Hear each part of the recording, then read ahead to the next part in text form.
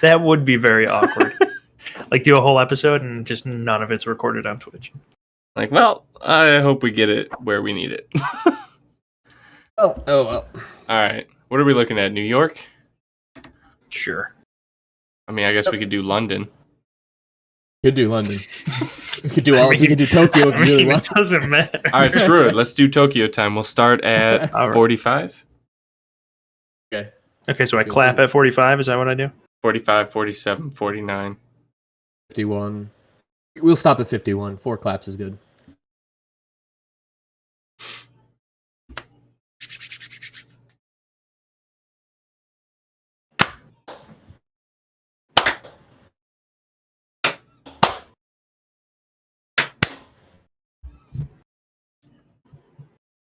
Okay. All right, people. This is the Crumble Warp Podcast. I believe this is episode 11. If I'm not mistaken, I'm losing track at this point. Oh, God, it's so hard to keep track, but I think we are on episode 11.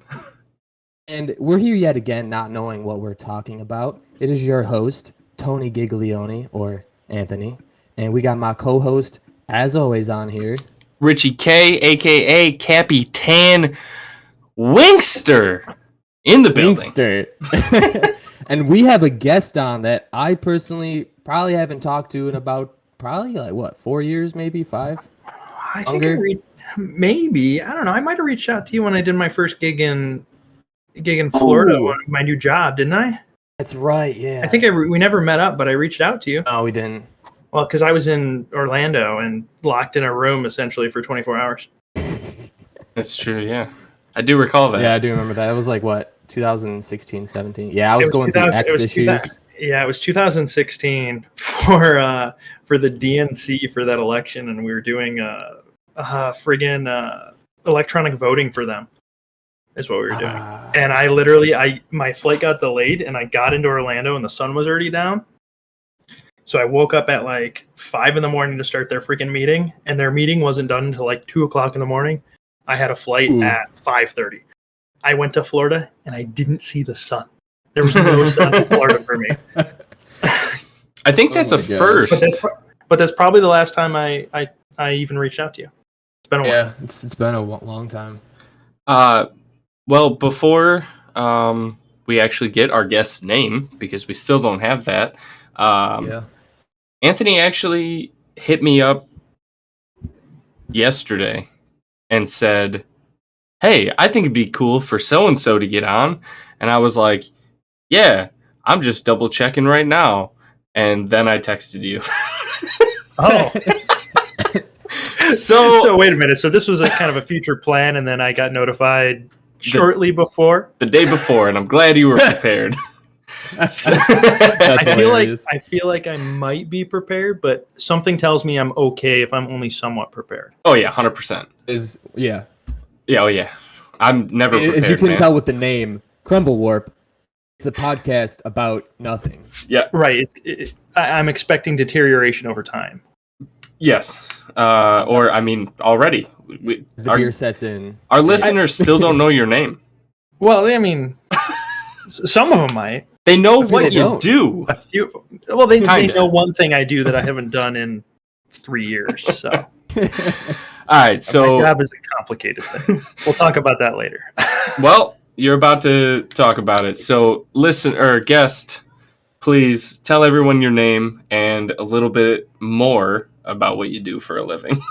All right. So I'm a little more about what I do for a living. So I'm Kevin. I've actually known these guys for ever. But what do I do for a friggin' living? It's hard to say. I work for a place called Empire Digital Signs. And as the name states, we do digital signage. But I mean, so it's a small company. We got like a handful of people. I do everything that's not sales. So I do integration work on media players. I do data integration. I do software and hardware setup. I do a little bit of graphic design when I don't have access to my graphic designer for one reason or another. And then we do installation anywhere from just, a screen mounted on a wall to pedestals to outdoor LEDs. And then we do events and things. So we've got huge hospital network in Rochester. We've got all of Canandaigua National Bank. We've got libraries from Rhode Island to Las Vegas, which is really cool. And then we started doing these Educational Hall of Fame systems. So far we've got GCC, Penfield, Fairport High Schools, Brighton High School. Which other ones do I have? I've got a few more out in like Louisiana and Wisconsin. Or is it Minnesota? I've got systems all over the place. I have a hard time keeping track. But the fancier ones, they're touchscreen systems. So we design, the entire user experience for these things, and then I build them so that the schools and the people in the schools can update and modify these systems to add in inductees or different kind of content that they need to add in over time. Because the last thing you want is a sign you install for, $3,000 or more sometimes, depending on how big the system is, to just stop being useful after a few years. So they need a way to update it. So yeah, that would suck. So I'll do training and things and stuff like that. But essentially, I do everything that's not the owner's job and the sales job. All right. And then everything else. I mean, that all the in between. That is way too complex for me. It's too complex for me, and I'm there. So. Everyone listening and or watching is lucky that I know how to figure out how to run Twitch or Discord for that matter. Oh, give yourself more credit. Give yourself more credit. Oh, geez. I mean, you got it. You're pretty good at technology. You build a computer. I did. Yeah, I did. And I bought one that was pre-built, but that was more money saver than lack of knowledge. So. Well, yeah. I mean, the more parts you can get for cheaper. Yeah. I mean, you can't really get a RTX 3060 for. It's probably about the cost that I spent on the entire computer. Wait a minute, you got a 3060 in that? Yes. How the heck did you? Hell, I was lucky. Told to swear a little bit. How did you get a hold of a 3060? It was pre-built on Newegg. You got. I agree with Anthony. You got lucky. I ordered a PC off of Main Gear. I don't know if you heard of that website. Probably April or May. Yeah, shortly after I ordered mine. Well, it was about a month after. And I was promised it by July something. I get the PC, send a picture to Matt Babiars. You remember him? Yeah. And he looks at it, and I didn't take a look at it yet. Like, he's so smart with computer parts. I hadn't even, taken a look at the inside. I just had gotten it in. He's like, that's a 2070. And I'm like, I look inside, I'm like, holy hell, it's a 2070, and I paid for a 3080. And I didn't realize in June they had refunded my bank account.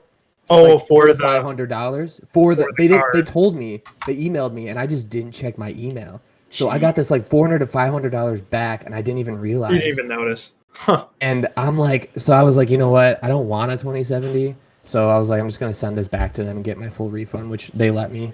So now I'm still without a super new computer, but I'm going to be getting one soon. He got so lucky because they were like, oh yeah, we don't have the 30 series anymore. Yeah, well, it's just nowhere. I thought I was lying for a second after you guys started talking shit like that. So that's what the blue screen was and all my facial expressions. Yeah, it's an RTX 3060. I just had to make sure. I did, yeah. On the flip side, I essentially, at the beginning of this year, rebuilt a majority of my computer.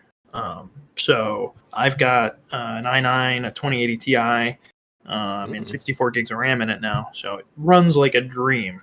That said, it's still not a 3080, which is what I was hoping for. But yeah, series, it's still kicking. It's really good. I mean, it's a 2080 Ti, so it's going to keep up for a while. It's just not quite where I wanted to be, but I'm running off of a 10 series, so still. Yeah. Pretty much can play any game. Yeah, exactly.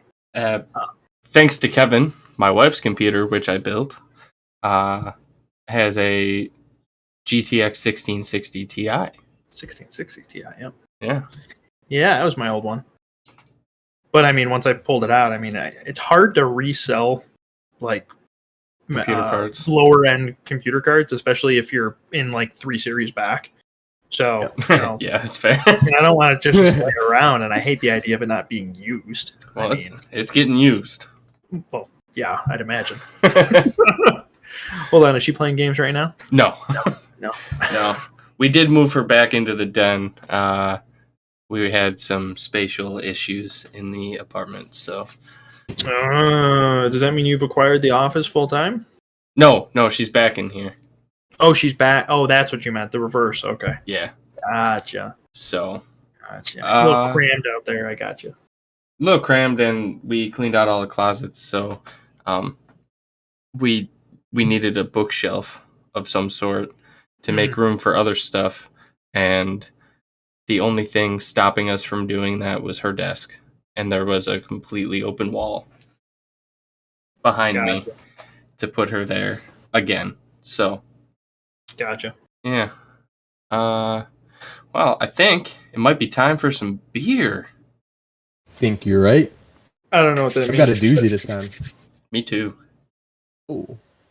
All right. Okay, I'm gonna try to follow you guys with whatever's going on. All right, we'll let. All right. You can go last, Kevin. Perfect. I guess I'll go first this time. So I have brought in an Angry Chair. Or that might be the brewing company. Yeah, Angry Chair Brewing here.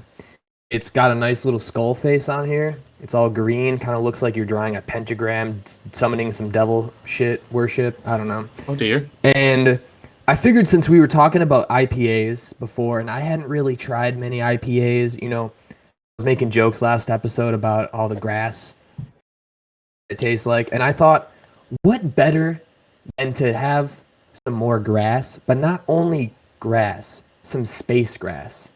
So this is called the Angry Chair Space Grass. It's an IPA. All right. I got excited when I saw the can just because it looked super cool. Trying to find the IBUs. I don't know if it actually, this one mentions the IBUs on here either. No, it doesn't. The can actually doesn't even say the percentage, so I can't even tell you guys that. I'll have to look it up later. This seems dangerous. It could be. It could be. How many of those do you have in your fridge? Just 3. 4 after this one. Angry Chair Space Grass. All We're right. going to see how grassy this one is. How grass is that grass? Is it so grass? Is it Crescent Fresh? What is it? Freshly mowed. All right, so 6.7%. All right, not too Not bad. bad. IBU You count? go with your beer while I look at the IBUs for this one. All right. Well, I explained a story about mishap on ordering pizza earlier. The pizza doesn't matter, but while I was at the wrong pizza place, one of them has a bar, the other one does not. So while I was at the saloon for my pizza, they sell beer, and you can buy it by the bottle or the can. And apparently one of their house beers is something called Jack's Abbey Craft Lagers. So I picked up myself one of those. I think like a sub brewery or something. I don't know why it says Framing Hammer on it. I have no idea what that means. But this is the Samoa. It is bourbon barrel aged. Ooh. It is. I just saw it earlier, or I didn't. It's 1.9 ounces. Nope, 1 pint, 0.9 fluid ounces. And I might get a little too tipsy from it, but the IBUs are 45. Why it says that when it's bourbon barrel aged is beyond me. The world may never know. But that's what I'm drinking. All right. Well, I am being very boring tonight. I'll let your viewers know I don't drink beer. I drink ciders. I have more exciting cider in the fridge right now. I just didn't bring it up. So I'm just drinking an Angry Orchard. Just a crisp apple Angry Orchard. Nothing Go wrong. fancy. No, you can't go wrong. I do have and I'm seeing if Danielle can bring it up here so I don't have to walk away. But I've got a 1911 cider donut cider in the fridge. It's a little overly sweet for what I wanted to drink tonight, so I didn't bring it up. But the cool thing about 1911 is it's all made in New York, and I didn't know that until I picked that up. So that's a New York cider. I didn't either. I feel like I've seen that at my toy line down here. 1911 is another New York cider. I mean, if you're going to get cider, you might as well get it from New York, let's be honest. Well, yeah, we got the crispest apples. Yeah. So between that and right around the corner from our place, we've got Blue Barn Cidery. They make some fantastic ciders. So we've got a blueberry one in the fridge right now. And they made some fancy combination over the summer called Jostaberry, which was pretty interesting. My personal favorite, I think, out of all the New York ciders is probably Blackbird. Blackbird is fantastic. And if you've never had Blackbird, yes, go try it. It's a great one. It's a smooth taste. Honestly, you can't even tell you're drinking alcohol half the time. You're just downing it. That's when you know it's real dangerous. But it's so good. I mean, it's especially if you're gonna like early fall and you're doing like a bonfire or something. Oh, it's perfect. Perfect. Can't wait for the fall vibes. We don't really get many down here, so I have to take every ounce I can get. So Blackbird it is. Yeah, if you can find it down there. We actually surprisingly get. There's a place called Total Wine down here. It's sort of like Premier up there. Okay. That's on Transit. If it's still there, I don't even know if that's still there.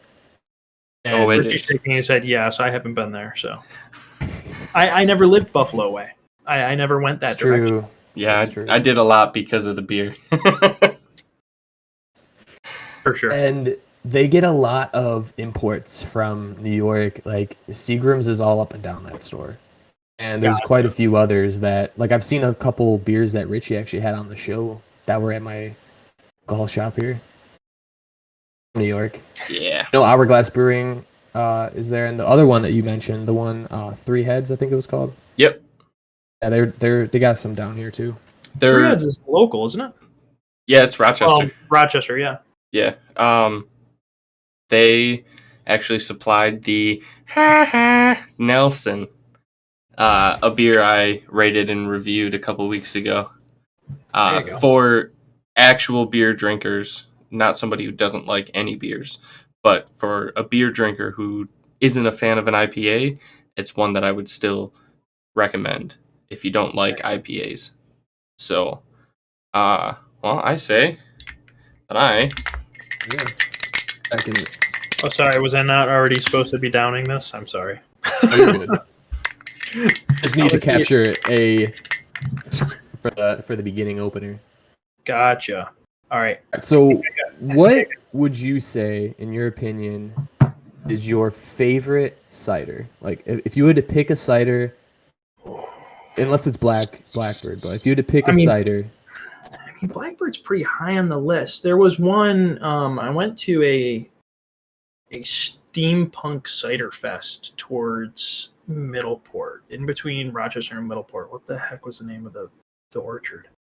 They had a steampunk apple fest, and they had a thank you. gimme. Well, here's that 1911 that I was talking about.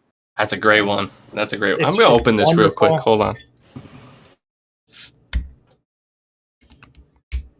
That was anticlimactic.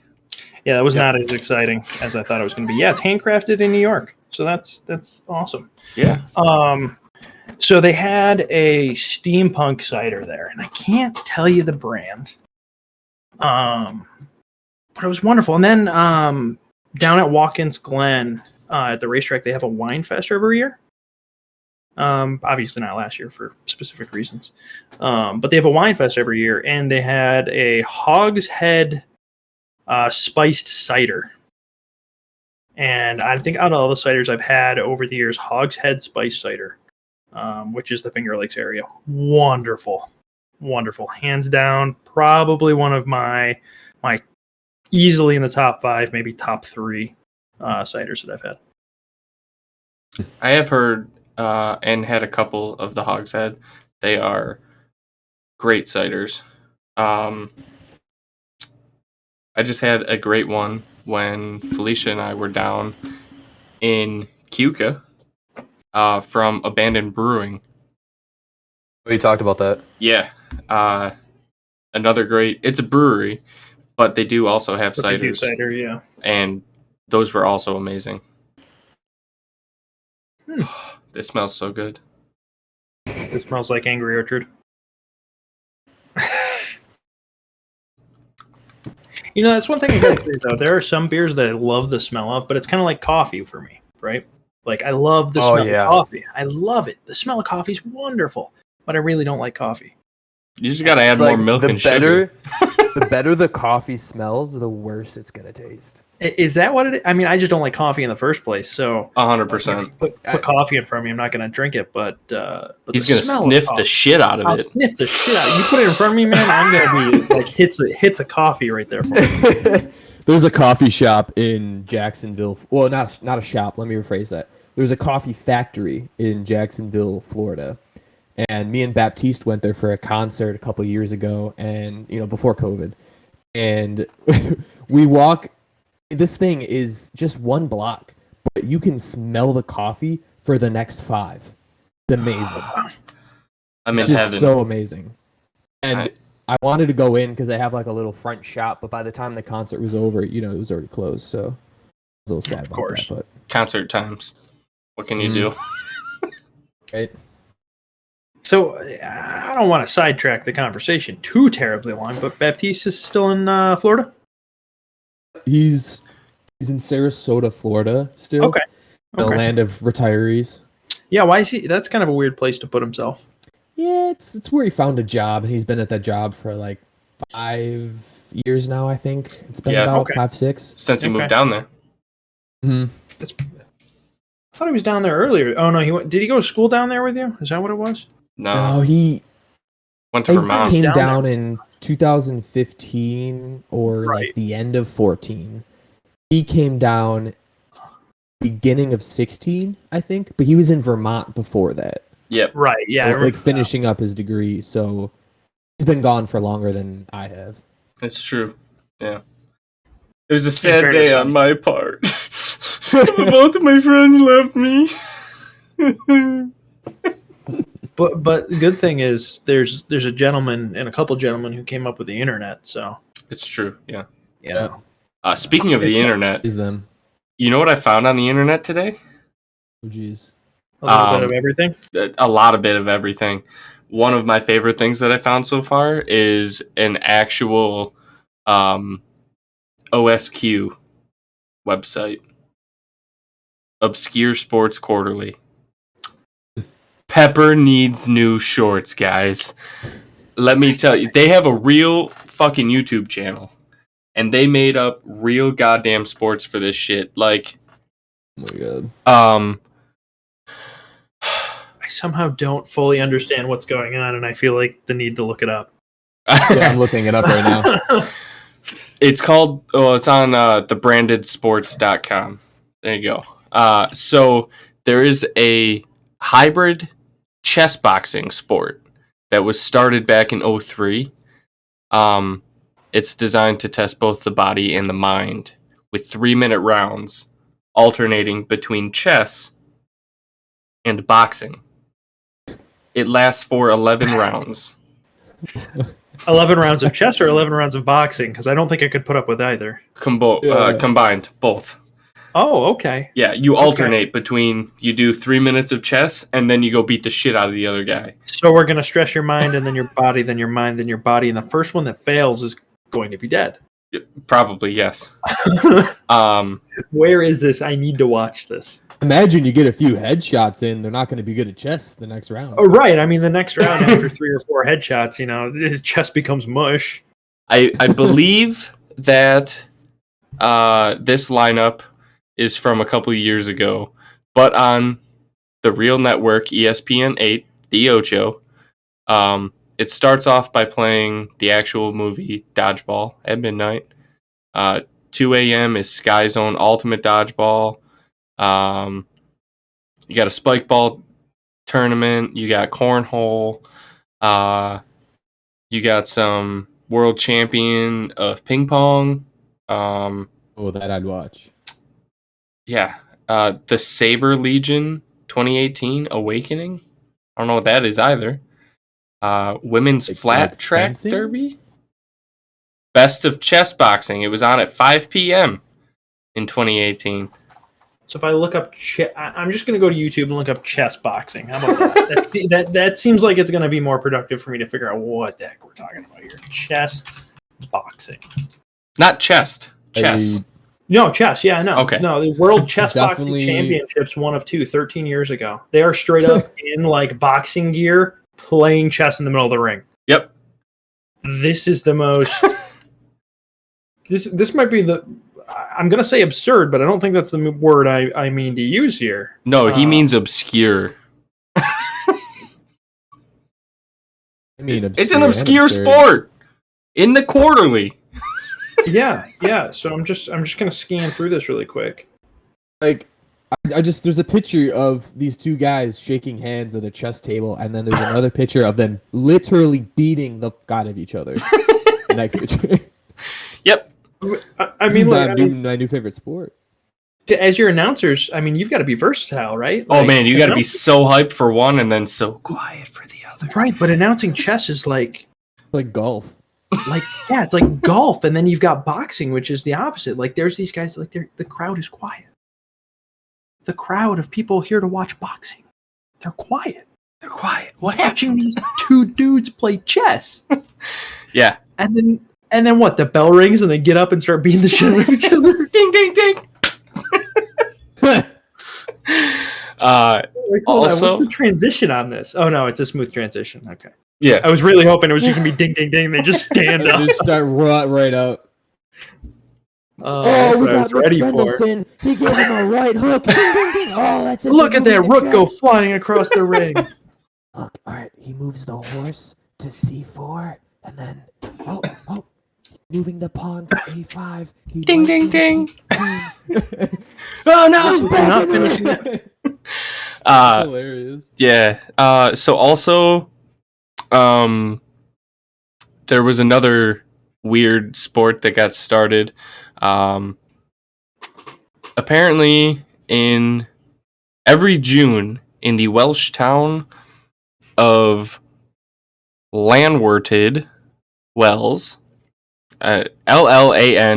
LLANWRTYD space Wells. That's the town name. It's fucking Welsh, so it's probably Canwerted Wells.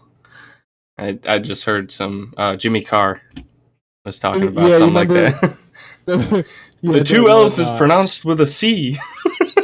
Yeah, like the Welsh thing. He's like, oh god, how did the accent go? He was like, "I'm gonna take a poop on those trainers." Yeah, something like Where's my that. jacket. You peed on my jacket. Oh, roller coaster. But yeah, so apparently, back in 1980, the owner of a local pub, his name was Gordon Green, overheard two patrons arguing over whether a man could beat a horse in a marathon. There was only one way to find out, so now every year in June, they see if they can beat a horse to the finish line, which is 22 miles away. Yeah, that's a marathon. Yep. I found... Did they just let the horse go? I have no idea, because how would you How know? did- Is there a jockey? How would they make sure the horse went the right way? I mean, Yeah, that's what I'm Exactly. wondering. Also, it's a horse. What makes it want to run for a whole freaking 22 miles? Is it going to be like, why the fuck am I doing this? Probably, Just yeah. At some point, it's probably just gonna be like, no. Nah, bro. I'm going to go eat some oats. There's some water over here I might go drink. Might just Hey, graze on hey, this hey. grass real quick. There's also 25 other sports that I'm not going to go into. I'll read off some of the names without going into them because some of them are self-explanatory. Like this one. Shin kicking. Can you guess what happens? Just at it. I feel like if I say kicking somebody's shins, it's going to be wrong. No, that's it. I'm going to say kicking somebody's shins. That's it. So it's not a trick. Yeah, It's not a trick. No, it's spot on. There's also Quidditch, which makes sense. Yeah. I'd play that. Hey, hold on. Wait a minute. It's obscure. No. Here it gets better though. Let's connect the obscure to us. Y'all remember Dan, right? Yeah. Yep. You know Dan from high school. I'm gonna avoid his last name because he's not on here, so I'm not gonna throw him under the bus. But you remember Dan? Curly-headed Dan. Yeah. Okay. Yeah. When he went to college, he played Quidditch. All right. No way. Yeah. For real. All right. Well, here's another. Quidditch was kind of like it kind of makes sense. It's obscure, but it's at least more sports than kicking somebody's shin. yes. There's also this one, wife carrying. Yep, just what it sounds like. How far does it even mention? This does not. I feel like I might have an advantage there. Oh, also FYI, you don't actually need a wife to compete. Wait, how does that work then?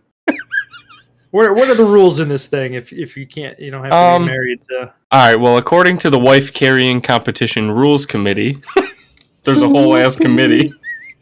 It's probably 3 dudes. The wife to be carried may be your own, the neighbor's, or you may have found her further afield.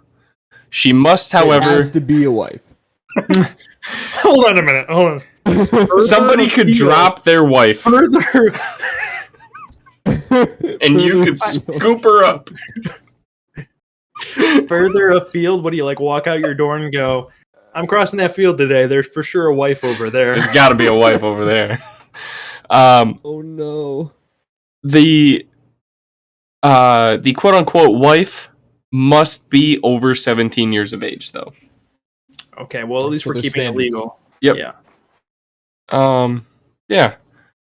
There's camel wrestling. So you just wrestle a camel. I don't think that Will worked not out end in well anyone's for favor. anyone. Mountain unicycling. I feel like that's another one that's not working out for anyone involved. Probably not. Toe wrestling. That one I could get behind. I don't know. That So, one to me is just weird. Don't 1, touch my 2, toes. 3, 4. I declare a toe war. Beautiful. One was born from the other. You can't know which. Yep. Yep.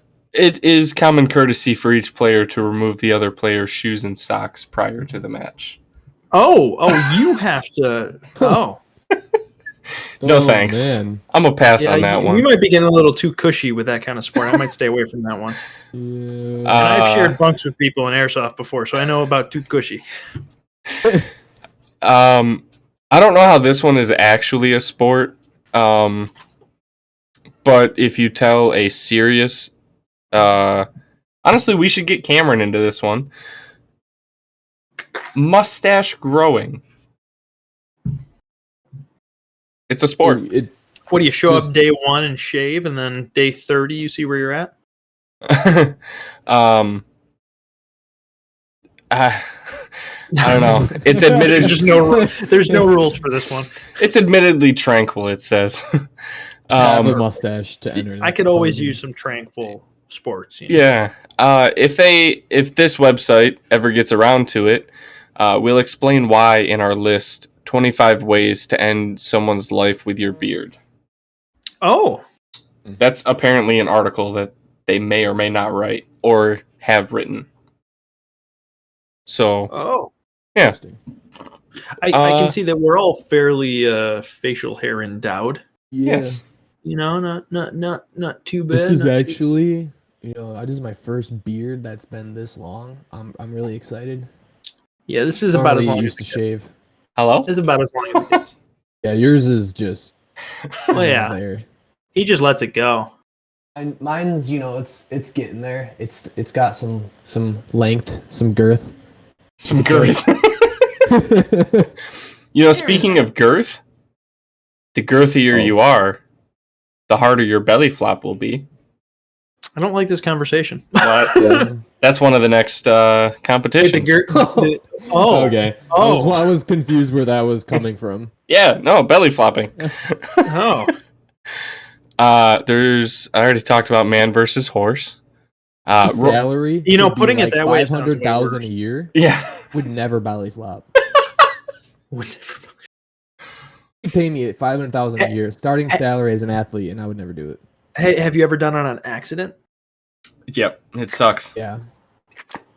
So Yeah. And- no, it's painful. Professional belly floppers know how to throw their arms and legs into the water before they actually hit. Which Do they, is, though? it's cheating, in my opinion. But I've I seen feel like some. the goal is just to have enough here to like cushion myself as I hit the water. No, think about hitting like the, like your inside of your elbow, or Yeah. like it's gonna be nice and tender. Yeah, but I feel like if I had more fluff here, so to speak, getting in here might not hurt as bad. But I got no it's fluff. like I have no fluff. All right. I feel I'm the flatter anti-fluff. or you are when you hit the surface tension of water, the more it's gonna hurt because it's smacking at once versus like you kind of break into it. Yeah, Your you kind belly. of got a little, yeah. Yeah, You got, little here to push through first before the rest of you go through. Okay. I feel like a little guy's not going to win the belly flopping competition because A, he's going to be in pain, and B, the splash is going to be like a trip. Speaking of pushing, octopush. It's Elaborate.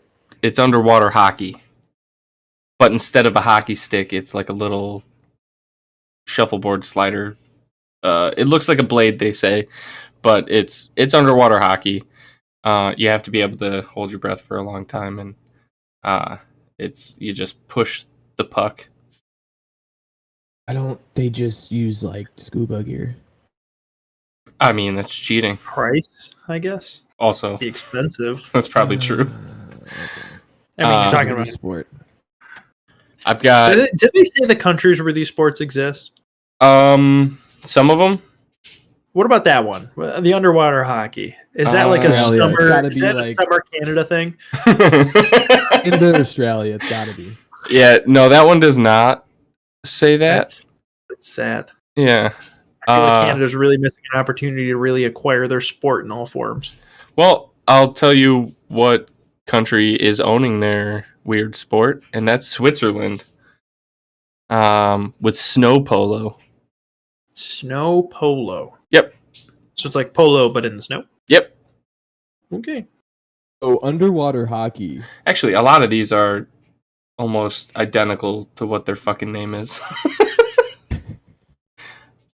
Octopush, as they call it, is globally played, but it was started in South Sea, England. Not even Not even a hockey place. Damn Yeah. Britons. goddamn Brits. We got cheese rolling. That one also started in England, in Gloucester. Gloucester? Yeah, you know, I that would one guess doesn't Michigan. sound as weird to me as the other ones for some reason. Like cheese rolling seems like, Wisconsin. well, it seems like Wisconsin, but it just seems like one of those things where it's like somebody with their nose way up in the air goes, "Yes, I'm going to the cheese rolling competition." Oh. Well, basically, they just push it from the top of a hill, and everyone chases it. Oh shit! Is this the one where people are freaking tumbling down the hill to beat the cheese wheel? Yeah, probably. Where people like straight up break legs and shit and arms? Yeah. Have you seen the videos on that? Some of them, yeah. Absolutely crazy. Theoretically, they're supposed to catch the cheese. I don't think they do. The cheese can reach speeds of up to 70 miles per hour.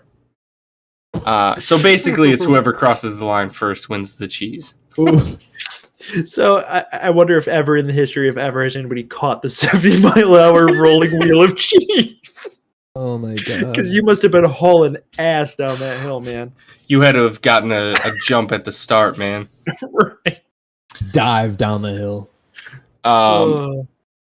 So, speaking of rolling, you guys know pigeon rolling, right? That's a sport. yep, I do. No, I'm One lost. of the We must weirdest explain. sports. You train a pigeon to roll. I don't know They, why like, or throw how. it and it rolls. The pigeon loves to roll. I don't Yeah. know, man. It's weird. Like Weird YouTube videos on AF. it. I'm Extreme gonna have ironing. like I'm gonna have a list of these sports. I'm gonna have to look up and watch. Yo, I'm not gonna lie. After this, we're all gonna be like, just posting updates on extreme ironing. Right. Like, look at this dude catch this cheese wheel after he broke 3 legs. Don't ask why he's got 3. There is an extreme ironing bureau. Whole bureau. Whole bureau. It is the latest danger sport that combines the thrills of an extreme outdoor activity with the satisfaction of a well-pressed shirt. Well, what's the danger outdoor activity? I love their explanation, but It's hot. What Oh, do you mean it's hot? What's the outdoor activity? ironing. What? You're said there's ironing. You're mixing an outdoor activity with the satisfaction With the of ironing. Yeah. Yeah. Well, no, that's the sport. Is extreme ironing. What are they So just you're outside ironing? Actually, it is now a world phenomenon that has taken place. I don't get this one, because how does it work? Underwater, on mountainsides, and while parachuting. All right, I gotta know. What was the name one more time? Extreme Yeah, I got the extreme part. It's extreme. Oh, it's right ironing. there. So it's the first thing I'm searching here. There's a dude. The first picture is a dude on the back of a taxi, bungee corded onto the back of the taxi, ironing his shirt. Yep. What? Can you imagine just skydiving while ironing a shirt? You got like a whole ironing mini, board. like a little mini clipboard. You just What the? There's a dude on top of a freaking boulder-looking rock. It looks like he mountain climbed up there with the ironing board. There's a scuba tank with a shark in the back. I don't know what's going on, man. Yeah. I got 2 more real quick, and the names don't make sense to what they actually are. I'm gonna go with the first one because I think Kevin may or may not be able to help me with the pronunciation. It is Botaushi. I'd have to see it spelled. It's Japanese. It sounds like Correct. It is. Botashi. It is BOTAOSHI.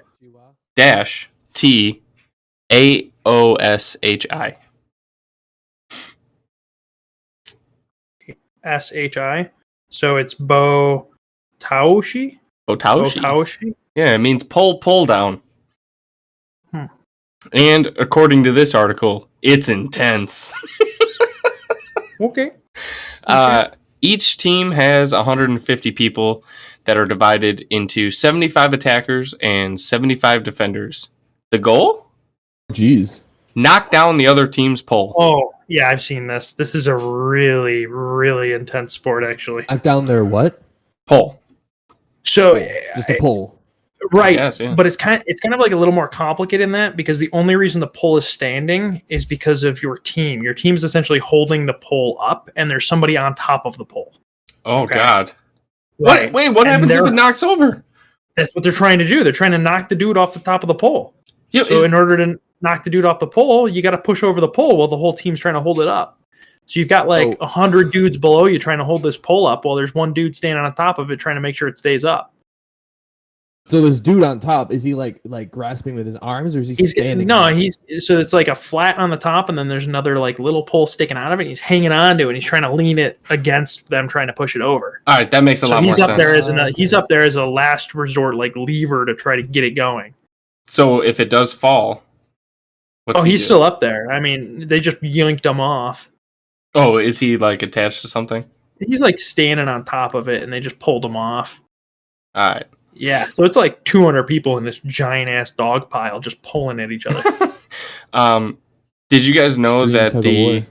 number for 911 in Japan is 119? Perfect. That's according to this article. That is that's what it says. Sounds about right.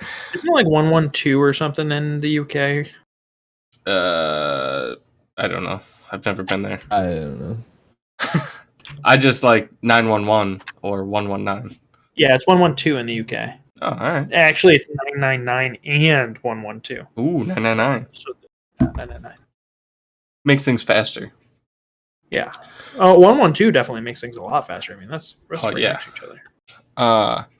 All right. So the last one I have is Gaga Ball. Just someone with a baby. Nope. Gaga ball. Yep. I feel like it has to do with something with Dress like up as crawling. Lady Gaga. Like you've got to crawl around for this ball. No. Oh, well then I have no idea. So it was originated in Israel, and basically they're trying to make, like, when you throw a ball, you're trying to make that person crawl like a baby. Oh, like Do you're you trying hurt to them? impale them with the ball. You're aiming for their knees. Now, is this ball hard? Like I don't a know. golf ball hard? Or is it like a dodgeball type of thing? It's played like dodgeball, so I'm assuming it's not like debilitating. Oh shit! It's got like a little pit thing with it. Yeah, you play in a wooden octagon. Apparently, it's a kid's game. I mean, I guess that makes sense. Gaga Ball. It originated as a summer camp game, Yeah, it looks In like what's Israel. going on here. Yeah. but like you're just playing in a little wooden octagon. Oh, Like but you don't pick up and throw the ball. You're just knocking it into people's knees. Oh, so With you your kick hand.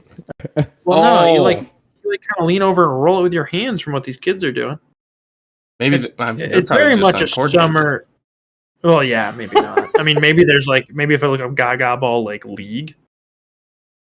Oh, there's like a coach here that's going over Gaga Ball. What does this mean? This is, yeah, I'm looking Nope, it up still too. This is kids. weird. It seems to be all kids. I'm not seeing like I mean, I feel like Unless- adults might be able to throw and or roll and or kick maybe, a ball. but the pit isn't that big. That's what I'm saying. It may not be large enough to encompass the speed of an adult versus a child. It's kind of a slow. Yeah, it looks like you have to hit it with your hand on the ground into other people's knees, and when you get hit in the knee, you're out. I just sent a picture to the open warp discussion of this kid in this weird angle playing the game, and it's hilarious. He is terrified of that ball. Don't let that ball touch you. I mean, good for him. He's got some hops, man. Back, it says they're in the Gaga sphere. It should have been the Gaga Con. Gaga The Con. Gaga Con? Yeah, octagon. Oh, Gaga Oh, Gagagon. Gaga Con. That's what it There you should have go. been. They missed an opportunity. They had it, and then they lost it. It's true, man. It's like our specialty, finding missed opportunities on this show. I remember last episode, Cameron found a missed opportunity with the, oh goodness, what was it? A Bud Light or the seltzer missed opportunity that he found. It was White Claw.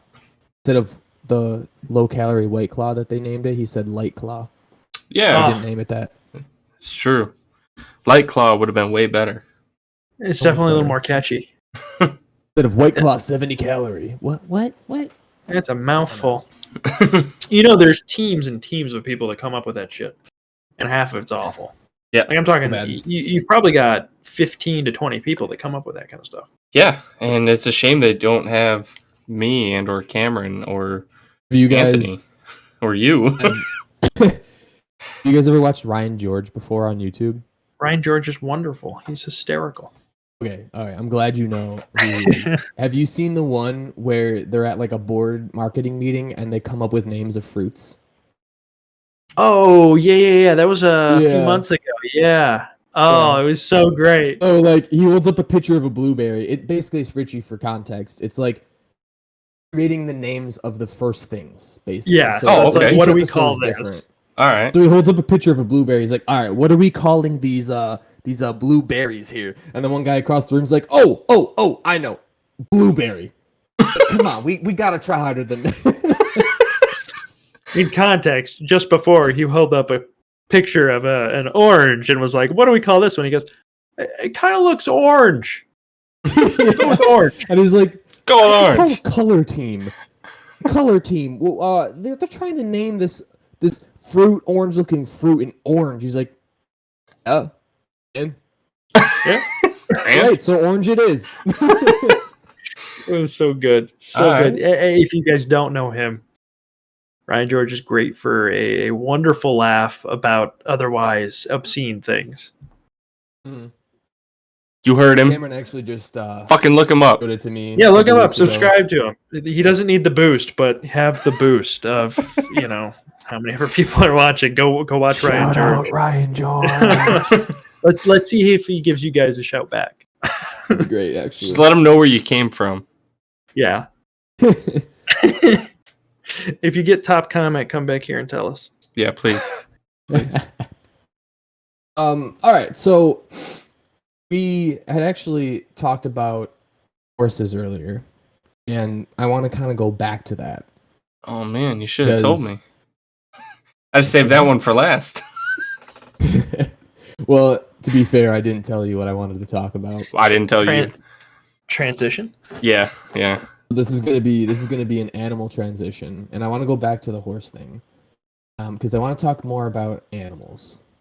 And I recently discovered a lot of cool facts about animals that I never knew about, and it's just bizarre. I consider myself pretty knowledgeable in the zoology world, and had no clue about most of these. You guys may or may not know these. Our viewers, you guys may or may not know these. I guess I'll just start railing these off here. Don't rail him, First please. off, I won't rail the animals. So, you guys know there are such species of kangaroo, tree kangaroos, that look like kangaroos, but they live in trees. They No. look like kangaroos and they live in trees?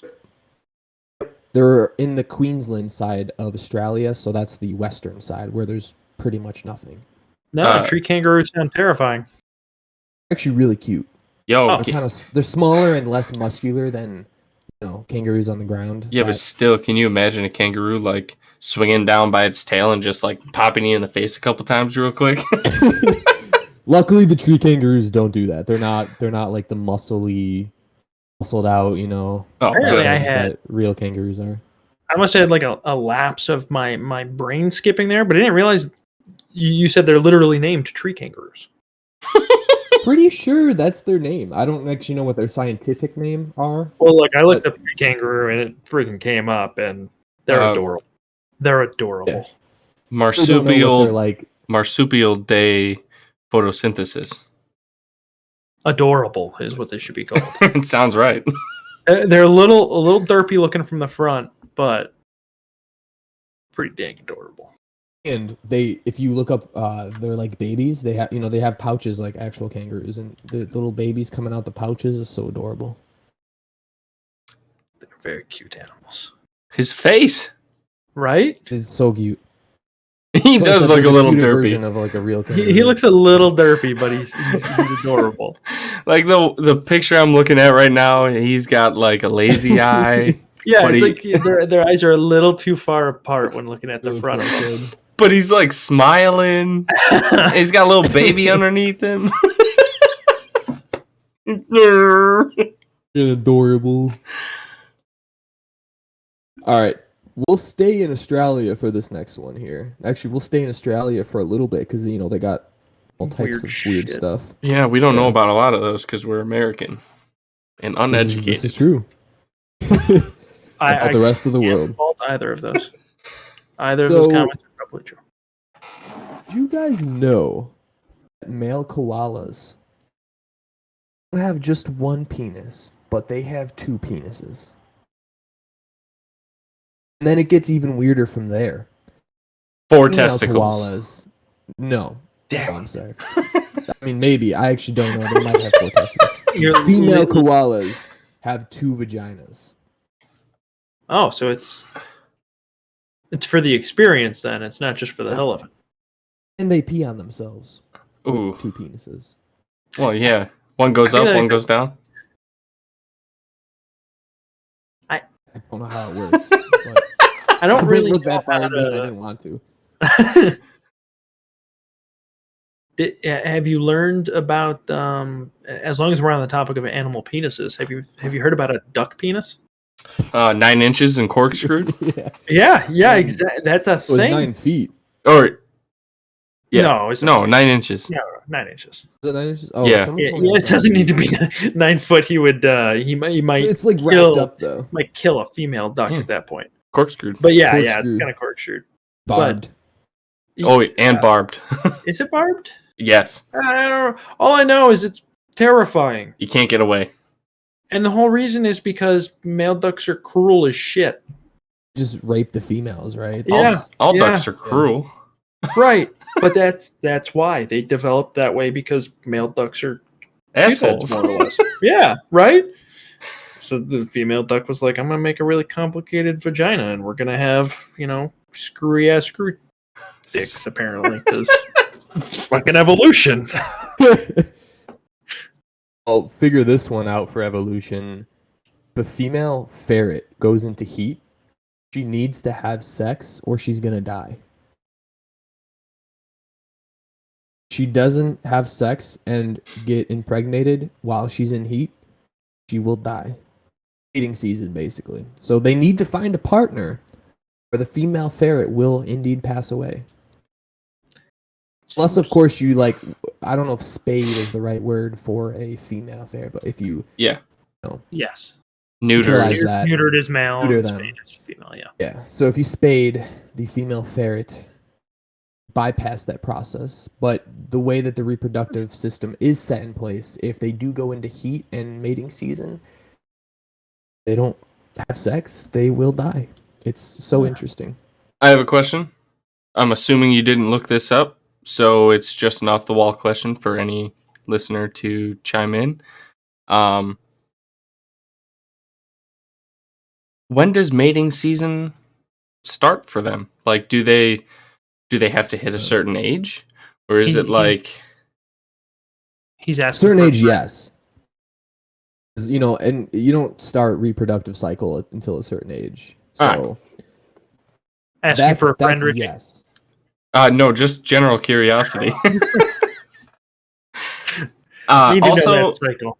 Also, my cousin used to have a ferret. I don't remember when or why. Cassie.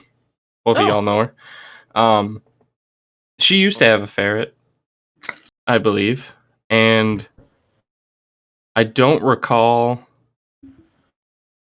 her being worried about it dying from not getting pregnant. So, My guess is I it just was spayed looked or it neutered, up. too.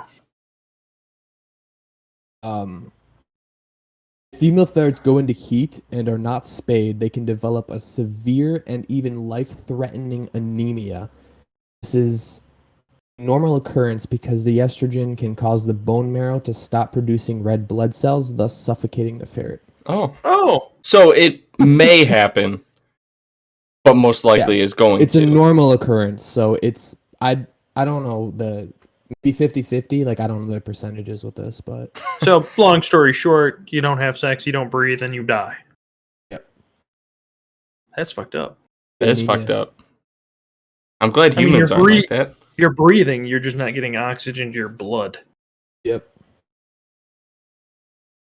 It's a brutal thing. So they said if you have a female ferret that when they start to show signs of being at that age, which Get them I guess spayed.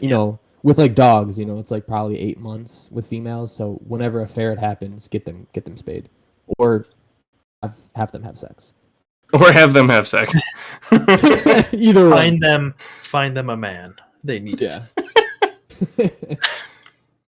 Okay, so I have a couple more here that I can go through. Save the best for last though, because it's crazy. So this next one, we're gonna stay on the topic of sex, Sweet. and I didn't look this one up, so please don't ask me the details because I don't want to know. But a pig's orgasm can last around 30 minutes. Huh. I don't know if I can handle that. It's a long time of me kind of just. I feel like it get old after a while, right? Yeah, like Yeah. Sitting there you like, give me "Oh, a man, 30-second orgasm, and I'm probably gonna be like, "Why? Why did you do this to me?" Meanwhile, the pig over at the farm sitting over there going, 30 minutes. Like, what is it even like as a farmer? I mean, that just must be like Ugh. The only thing I can think of is just hearing a pig squeal nonstop in the same pattern for 30 minutes. Might be why they squeal. Oh, It's fair. geez. I've never actually seen a pig squeal, except for like a little, Hey, that's not a squeal. right. I was gonna say in the little when it runs away from something. Right. But anytime I've ever heard a pig squeal, it's been from a distance, and there's a barn blocking my view. Right, so you're nowhere near, so you don't actually know what's going on. Right. It's a way to protect yourself and allow the or pig it's to all- enjoy its 30-minute orgasm. Right. And, like, think about it. It's like a whole episode of a TV show that you're just sitting there. No. You're No. doing. Yeah, it's far too long. Yeah.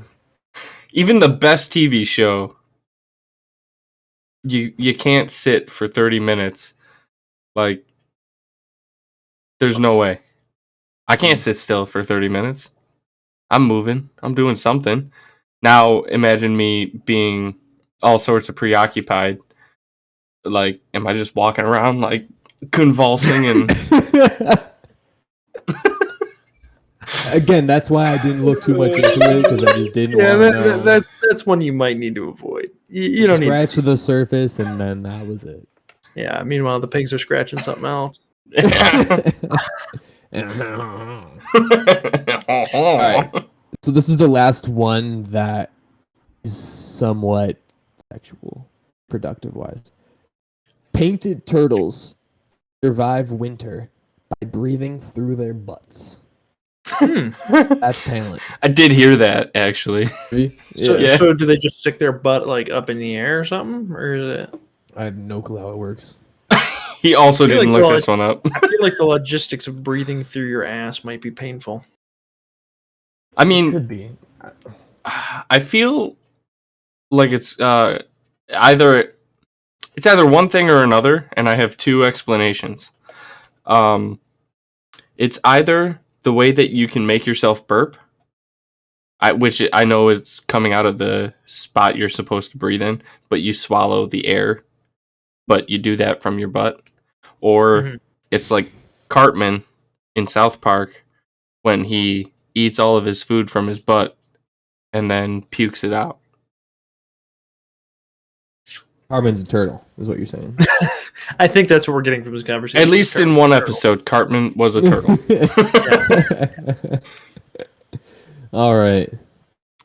Again, I didn't look too much into that one, so I don't know That's the logistics of a turtle. And it's just the painted turtle. So it's not all turtles. It's not a tortoise or a snapping turtle. It's just the painted turtles that do that. I think I only knew that because Steve used to have a turtle. A painted turtle. And I bet he breathed through his butt at least once in his life. Well, probably. He lived upstairs at Grandma's, and if the AC wasn't on, it was summertime and brutal. And in the wintertime, if the electric heater wasn't on, which is one of the ones that you just plug in and heat the room with, Right. then it was freezing, in which case, wintertime.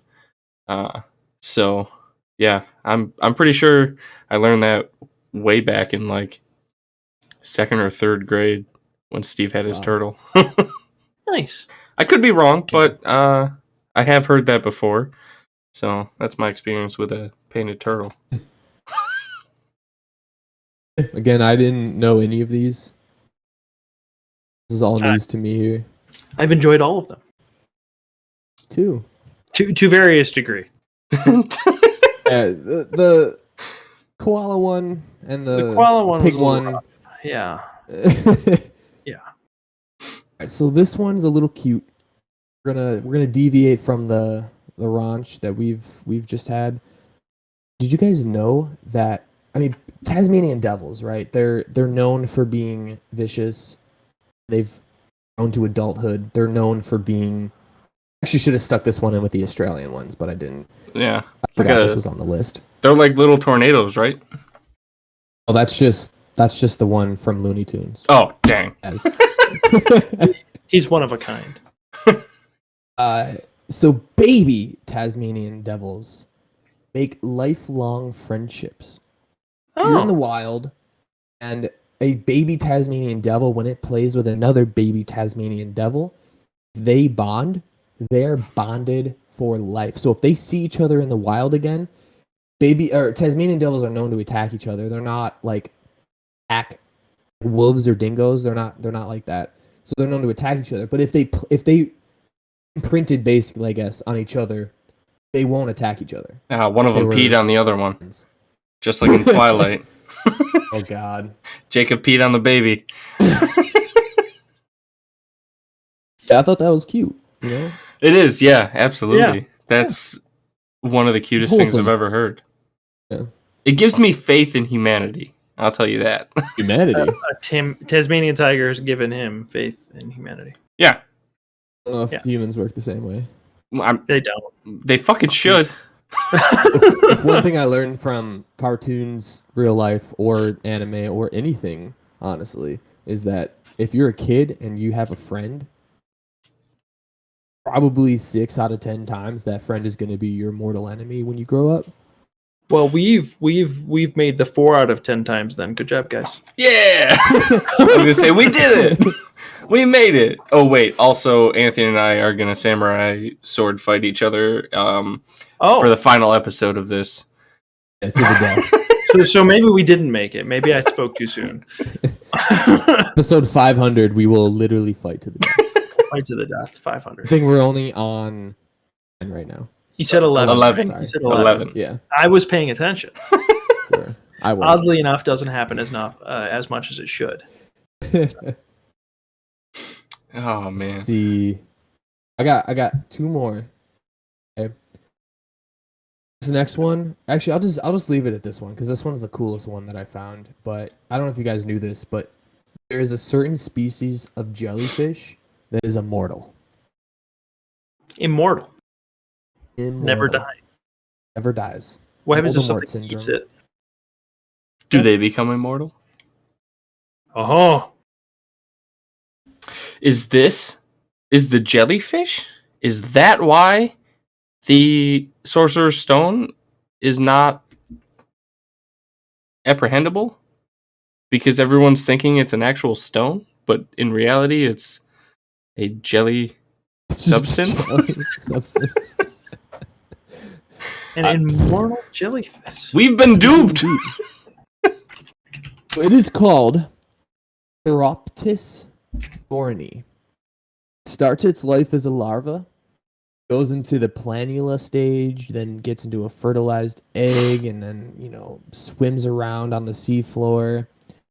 It grows into a colony of polyps, kind of like how the Man of War functions. The Man of War functions off of a bunch of colonies working together. So this thing just starts swimming around. It looks sort of like a Medusa jellyfish, which is like the bull ones with the tentacles coming out the bottom. And it gets into adulthood in a matter of weeks. And then when it's fully grown, it's probably only the size of like your hand, just about.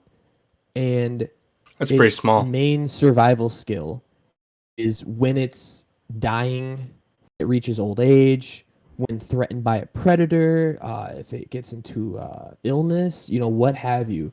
Jellyfish will transform back into a polyp. So like reverse evolutionize itself if it feels like it's threatened or like I said before, anything that goes wrong with it. So it can genetically like reverse itself back into polyphood and then go back into an adult. So every time it hits old age, it just goes back into it. Like it's like, oh, I'm dying.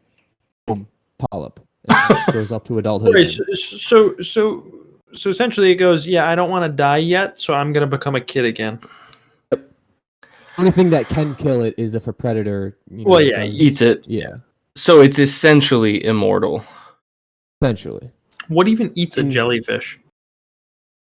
That's a good question. I'm sure there's something. Boat I'm sure propellers. there's something. I wouldn't do it. Boat propellers. In droves. Everyone knows the mythical boat propeller is extremely hungry. Its top 2 prey is manatees and jellyfish. Manatees and other jellyfish. Oh wait, haha. Sorry. Yeah. Yeah, boat propellers. We're still on that one. Got it. Whew, that went right over my head. At one point, Kevin, one of our earlier episodes, I think it was possibly with Fonzie, we talked about trying to preserve the life of manatees, and that's by giving them like flak armor. Or to protect against boat propellers. I forgot about that. Look, it's all circular, man. Everything is connected. Yeah, like although Fonzie made a good point and said that the yacht owners, the $500,000 yachts that are rolling around when a propeller costs like $275,000, they might be a little mad when that propeller gets destroyed when it bounces off of like the little army helmet that a manatee has on its fucking weird ass dome. Sounds so adorable. I'm gonna draw that now. Like honestly, now that we're talking about it, I'm gonna get Cassie just for your your conservation thing, Sea Motionals. Yeah. Quick little plug there. I'm gonna get Cassie to draw you up a manatee with an army helmet. I have a character already. His name is Bly. The manatee. His name is Bly the Shy Manatee. The shy manatee. Well, okay. He's got scars and stuff all over his body. I can show you the picture sometime. I'm gonna need you to send me that picture. Give Cassie the rights to edit it, and she actually has a it's called Day Old Bread Designs, and she's selling t-shirts. So we need to make this a fucking thing, and you can have a t-shirt distributor, and you can have Bly the Shy Manatee with a fucking old school World War II army helmet. A battle hardened black armor on his, on his giant fucking body. Battle hardened scars. You can see him. He's got like half a fucking nose and jeez helmet. No more scars. All right, I'd be down. Immortal jellyfish. Speaking of the ocean, there is one more on this list that I just noticed, but dolphins, they're like the humans of the sea, basically, with how smart they are. They're mammals. They use toxic pufferfish. I mean, to get high. Do they? Oh yeah. I was like, they throw them like grenades? No, they poke them till they puff up, and then they poke themselves one more? They get high off the toxin that it releases. Yeah. The dolphins are weird, man. They're too smart for their own good, is really what they are. I mean, well, bring this fucking full circle. Goddamn first episode. Robotic dolphins. Actually, yeah, robotic dolphins. RC. They would take over the world. Well, no, they're RC. They're controlled by a human. They would take over the world. Yeah, no, so realistic. You'd go to build the RC dolphin, and it would become sentient just through pure AI intelligence. but on the real side, I think I know what you're talking about. The robotic dolphins that some company was making, right? Yeah, China, the US, in on it now. Yeah, someone else. It's a big project for the ocean right now. Yeah. That was episode 1. Recording things through the dolphins, I'm assuming. No, to get them out of captivity. But also once have the dolphins that say like SeaWorld die, of old age, because you can't take them out of the. They've only known that, but once they do die, they're not gonna have them reproduce, so they're gonna replace them. Right, they're gonna replace them with the robot dolphins. Yeah. Yeah. By that time, 30 years from now when they actually die, I'm sure that the technology's progressed to the point where they won't be RC anymore. Right. They'll just be like sentient. Great. Well, hopefully not sentient. They're gonna take over the world. They'll take over the world at that point. They also started looking into this. I did a little more research on it in my spare time. They started looking into it because some dolphins in captivity try to commit suicide Hmm. because they don't want to be in captivity. And that's part of the reason, like, you had dolphins just like lobbing themselves out of their tanks onto the ground and like Right. flopping around because they were like, let me free. So they were like, all right, well, let's get less morbid. Yeah, let's get less in captivity. Obviously, there's a handful that are like, what was it? A Dolphin's Tale, that movie where they made the prosthesis. Which, by the way, Winter lives in Tampa. Yeah. She saw her a couple years ago. But like, obviously, there's a handful that they try to save, rehabilitate, that kind of thing. But for like the shows and stuff where they make money, use RC dolphins instead. Instead of treating actual living creatures like shit, you can treat a robotic, non-living thing like shit. Creature like shit. There you go. That's how we'll treat things. Yeah. And then they'll become sentient and take over. Yep. Because they're tired of being treated like shit and AI. You know, it is what it is. The plot of a iRobot, basically. Full circle. Yeah, exactly. Exactly. Full circle, back to Anthony's favorite movie. Who knew that this was going to be a goddamn recap episode? Yeah, right? Just get me on here. We'll just keep talking about recaps. That's what we'll do. We even had a recap of Cameron having his, marketing moments. Yeah. Doesn't matter what it is. That's all the fun facts that I had for this episode. You guys know any animal facts that are hilariously cool that you might think of on the spot? I gave up my duck one earlier. Oh yeah. Yeah. I think it's a very common one though. I don't have like a real animal fact, but I have heard that those little outlet plugs that send off like that weird noise. It's the like anti-bug ones? Yeah. It also keeps away bats and, according to one source, raccoons. Oh. It probably just depends on the frequency. Probably, yeah. I find they don't work as well as advertised. I do agree.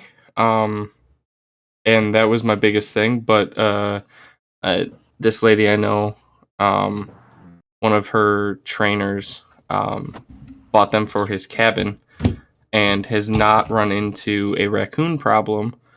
Nice. And or bug problem. Because it's like a hunting cabin or something like that. Right.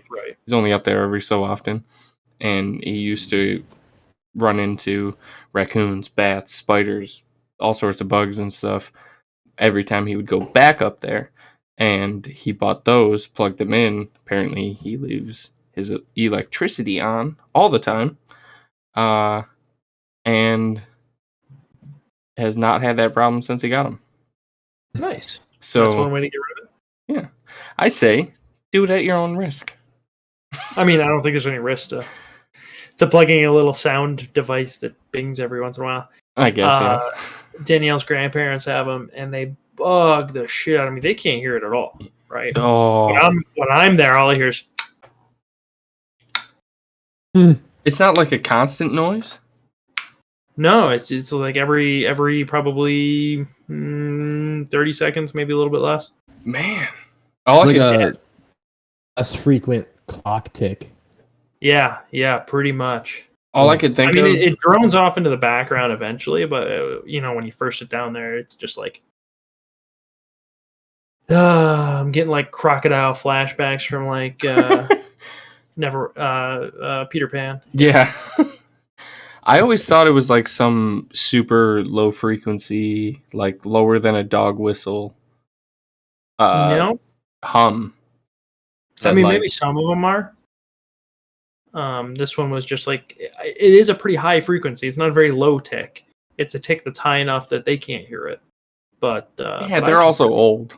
Older. I don't know how old her grandparents are, but older. And I I know certain like fucking Yeah, as you grow up, you have less high frequency. yeah. I don't want to say recollection, but your hearing hears lower and lower frequencies Yeah. as you get older. I know depending on the outlet and or the I guess block or plug that you use, like to charge your phone or something, if you plug it in, there's been so many times that I'm like feedback. I'm just sitting here like, what is that high pitch hum? Yeah. I can hear it. Can you hear that? I'm not crazy. I swear I'm not. And then I go I unplug like a random ass fucking charger out of the wall, and I'm like, oh, there it goes. Yeah. I'm all set. Yeah, so you're probably quite literally hearing the electricity moving through parts of your charger. You know It's just what? at that frequency. What was the not the Flash, but the other guy in the Flash? What was his name? Not the Flash? Not the Flash. DC or Marvel? Marvel. That's DC. Oh, DC. So you got the Flash, and then you had the guy. He was in. He was in the one episode where they ended up. The world was the Speed Force was like crumbling, and the Flash took like Supergirl, Superman, and Are you talking the show, the TV show? yeah, they had the other guy. They did Crisis on Infinite Earths. Yep. Yeah, I don't know. All right, that's fair. But it was like him. Like he just like he pulled it in and then he sent it out, and like I feel like him now. I can hear that electricity. Just give me some more time, and I'll be able to like rub my fingers together and shock you. the next stage is controlling it. Yeah. Gotcha. So eventually, when I'm sitting here going, I can have my own taser. Speaking of that stuff, have any of you guys watched Stan Lee's Superhumans? The TV show. No, but I know what you're talking about. That's the one where he kind of went around and it was it showcased people that had, above average abilities at certain things, or had strange abilities. Yeah, like there was one I guy who drank, I think it was like 4 quarts of water, which was not a gallon, but almost a gallon of water at one time, then spit it back up. All of it. And there was a guy who could eat glass and be fine. Yeah, he was on Ripley's. The guy that eats glass. He's been on Ripley's before. There's a guy who could run forever because he didn't produce the chemical that made you tired, basically. So when you run, there's a certain chemical that's produced that tells your body, hey, we're doing something, so let's relax. And he doesn't make that, so he just runs forever. So this guy could literally kill himself. Because even though your body doesn't produce that chemical, your body still breaks down, right? The sense that he... Yes and no. He can't run forever, because if he ran too fast or too far, his heart would probably, if he doesn't have the energy, no food, no water, his heart might have a heart attack. But he could run a good 60 miles before he was completely done. Good for my him. Personal trainer, I told him about this story. My personal trainer, he's in kinesiology school, so he knows a lot about the body, and he told me the exact reason why. I just can't remember. Fair. It went in the ear and then back out the ear because he used high medical terms that I don't remember. Sounds about right. Yeah. But when we have him on the show, I'll be sure to bring that up and be like, hey, you know smart things? Tell me. I want to run forever. What do I need?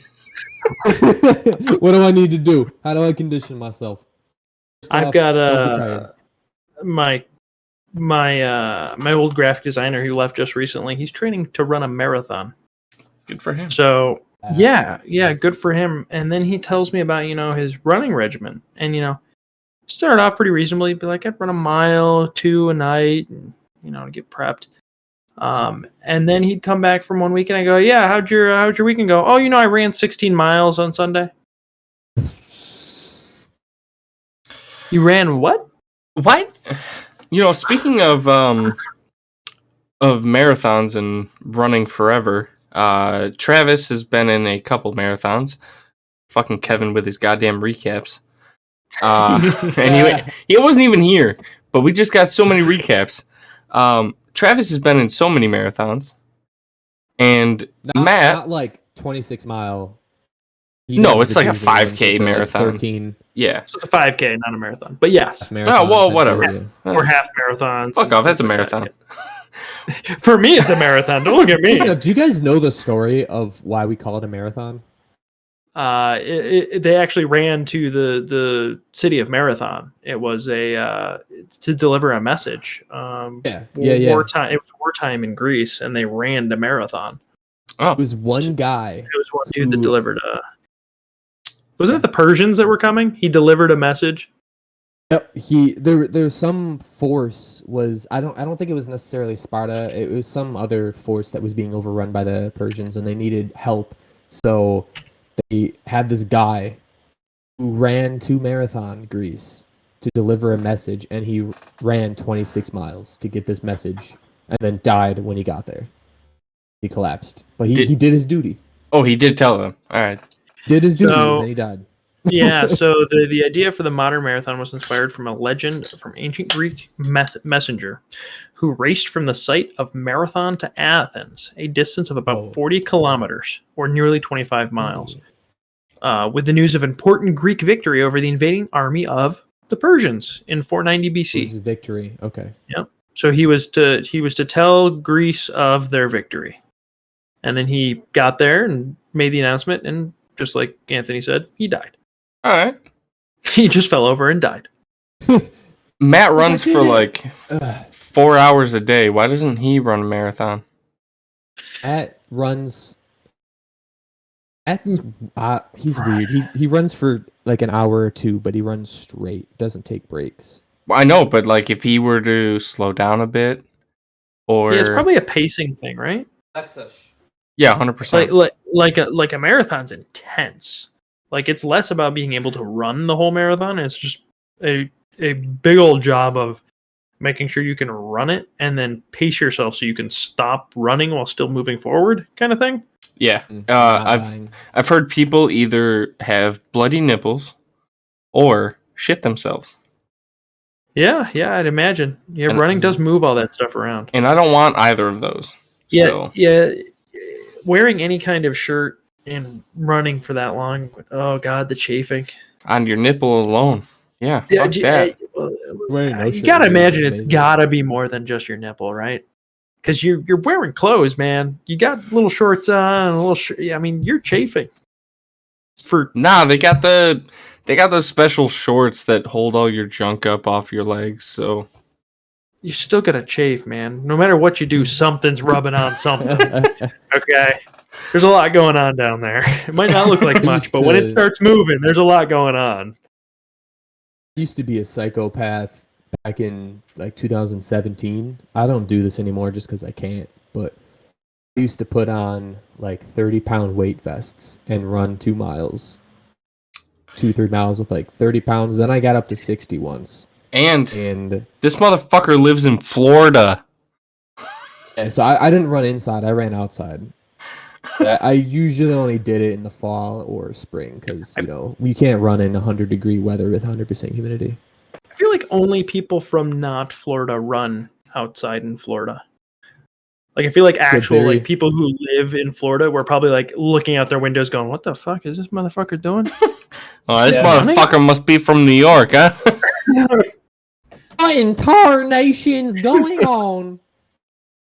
I live in the city. I don't have people like talk like that. Yeah, no tarnation. The panhandle. I mean, a majority of no, it's not really actually. There's a lot of Florida that's just like swamps and the middle of nowhere. But I mean, yeah, there's a lake about every half mile. Yeah. It's a lot of water. It's a lot of gators. It's a lot of water that is encompassed by land. Because there's a lot of land that makes up Florida. But there's so much water in that land.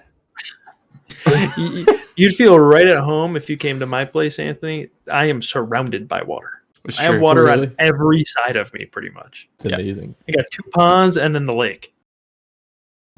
Yeah. It's true. I like Florida. Beautiful. Yeah, pretty much. It's beautiful beautiful view. up here. That said, a year and a half ago was the real bad flooding time? Yep. Oh. Dude, yeah. It was like I was fine. 2 summers ago. I was fine because we're kind of up on a little like hill, right? So everywhere surrounding us is lower.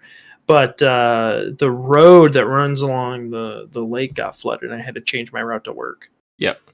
I only even have any kind of recollection about that, and I honestly didn't even think about you, Kevin. I was going out on my buddy's boat, and I pulled out, got up to the dock, and the water. Oh, God. We had to walk from, like, generally where you start to back up to drop your boat in the water is where the water was. So we had to walk in waist deep water just to get to like the little floating docks. Yep. It was so bad. I mean, the beach up here it looked like swampland. Yeah. For the entire year. It was crazy. Summer. So needless to say, shameless New York plug, but get a hold of your shit and drain the lake at a proper time. Okay. That's a good chunk of it. I'm not going to say that, your climate change isn't a factor, because it is. But New York and Florida, not Florida, New York and Canada, primarily the States and Canada, had a deal of when they were going to drain the lake, because you drain the lake every year. And they kept pushing it out farther and farther in the year because they wanted to keep the shipping lanes open, which means more water in the lake, which means the lake's not drained like it normally is, which means more water in total. Yeah. Who would have thought? That also something from what I recall, there was also something that Cuomo signed a bill on that that's what I was talking about. Oh, it's yeah. The shipping lanes. Yeah, that's all the shipping lane stuff. It was great. Like it even affected actual boat docks though. Yeah, it's not only that problem. I mean, climate change is a thing, and it's actually this year out of every year, it's affecting us like a lot. There's a lot more storms and shit. I mean, we had flash flooding up here, 2 weeks ago or something? I didn't get hit, but I believe it was awful. It was like out of nowhere. I'm just like, it was sunny. I was like, they're telling me flash flooding, and I'm looking out my window. There's nothing here. Storm, like I've probably never seen in any summer being up here. Just out of nowhere. My drainage ditch flooded instantly. Like I'm talking like 3 foot of water in this ditch. Okay, flooded out to my front yard. I'm up higher, so my front yard kind of slopes up to my house, so it didn't flood that bad. But my neighbor's house, it looked like a pond in front of their house. Oh man! And it was in minutes because of how the drainage is set up. It all drains to the lake, right? So all the water from down south that was already getting flash flooding just flooded down through those drainage pipes and flooded everybody's yards. Because nobody knows how. You just don't expect that much water out of nowhere. No, especially in New York. New York, yeah, it just doesn't normally happen. So right now, as we speak, my car's wheat tires are probably in 6 inches of water right now because it just stormed real bad. In fact, if I turn the camera, you can see probably the windows are really wet right now. Yeah. I don't know if you can see the glare. I can see the wet. Yeah. Yeah. Rained bad earlier. Man, just normal though. I'm used to it. Yeah, at this point. Literally, I have 1, 2, 3, 4, 5, 6, seven lakes within a mile from my place. Jesus Christ.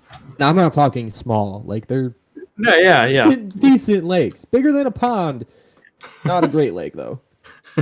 Yeah, You're I can't killing see it. the other side of ours. Man. All right, Kev. I know you said you were going to come prepared, or wanted to be prepared. So do you have a topic of choice that you would like to discuss? Because I'm interested. Yeah, so we'll talk preparedness here, and I'll tell you flat out I'm not prepared, but that's not going to stop me from talking about fun things. All right. All right. Well, before you talk about fun things, beer went right through me, so I will take a little boys' break. All right. Kevin and I can talk about a little bit of airsoft.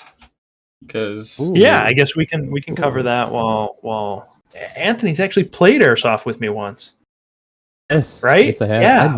I miss playing airsoft. Richie, you probably don't even know that, do you? No, but I do remember playing paintball with him and you. Yeah, I used to play paintball a lot. We played paintball a lot, but then I played airsoft. And it was me, Cameron, Anthony. Was Baptiste there? No, I think it was Babiars. Babiars, yeah. Babiars, yep. yeah. Yep. That was high school. I think. That was across the street from Cameron's place. It was across the street from Cameron's place, yeah. So Anthony's that's your house, place? right? That was your place, right? My old place, yeah. Yeah, your old place. It's been a while. It's only been 10 years. Yeah, it's just about. Oh, man. Forgive me for having a memory of a goldfish, but I remembered most of it, so that was the thing. I actually miss playing airsoft and or paintball. Then maybe we should hold off on having this conversation until you get back, and we'll talk about something else, because I have some wonderful airsoft stories that we'll go through. Oh, yeah. I'd love that. We can save the airsoft. I've played a lot over the years. It sucks for me because the only field that is generally in my area, which is still 30 minutes from me, because I'm in a city, ghetto. To go and have fun and play airsoft, I would need my car to be broken into and the glass windows smashed, because that's what happens when you go to this paintball field. So I just, alas, have not played paintball or airsoft in a long time. That's fair. Yeah, but I mean, just to give you a preview before you escape, I have been to Seneca Army Depot, West Point Training Academies, a couple places, Concrete City, EMR Park. A couple of my guys have been out to Massachusetts to a couple of places. I have been to Zulu, which is a place in the Hudson Valley. And then I do all of our local stuff between River City, Buffalo Battleground, and I've been to Buffalo Battleground. Rochester Airsoft. So Buffalo Battleground is way different than it used to be, unless you've been there recently. So, but we'll talk when you get back. 10 years. Yeah, it's probably not even the same building. Yeah, probably not. All right, Kev. So, we want to hold off on that. I mean, I don't want to do recaps so much today. I want to try to avoid it. I mean, if you want to do recaps, we can just talk about your time at Darien Lake. I mean, I'd rather not. I mean, I can give your listeners a brief overview of my time at Darien Lake, because I bounced everywhere. It's true, except for the actual water park. You were in there, but you weren't in there. But I was not part of the actual water park. When I was doing rides, I did spend a day in the water park, though. I got pulled over because you guys were down people. Oh yeah. Because I wasn't prepped for it, and they had me sitting under the water all day long, and I didn't have any extra clothes or anything, and I was up at the top of Splash Mountain or whatever it was. Hooks Splash Park area, Hooks Lagoon. And fucking hellhole. Soaked. They put me in the worst location, and I was not prepped for a water freaking job all day long. Nope. And I am under the bucket at the top of the slides, and it just drips on you all day long, constantly. Yep. And you guys were short on people, so it wasn't like I was getting reprieve or anything. So Nope. I was just sitting up there for like hours with water dripping on my head all day long. Yep. And you didn't even get the privilege of getting a free concert ticket like Anthony I did not. I or missed myself.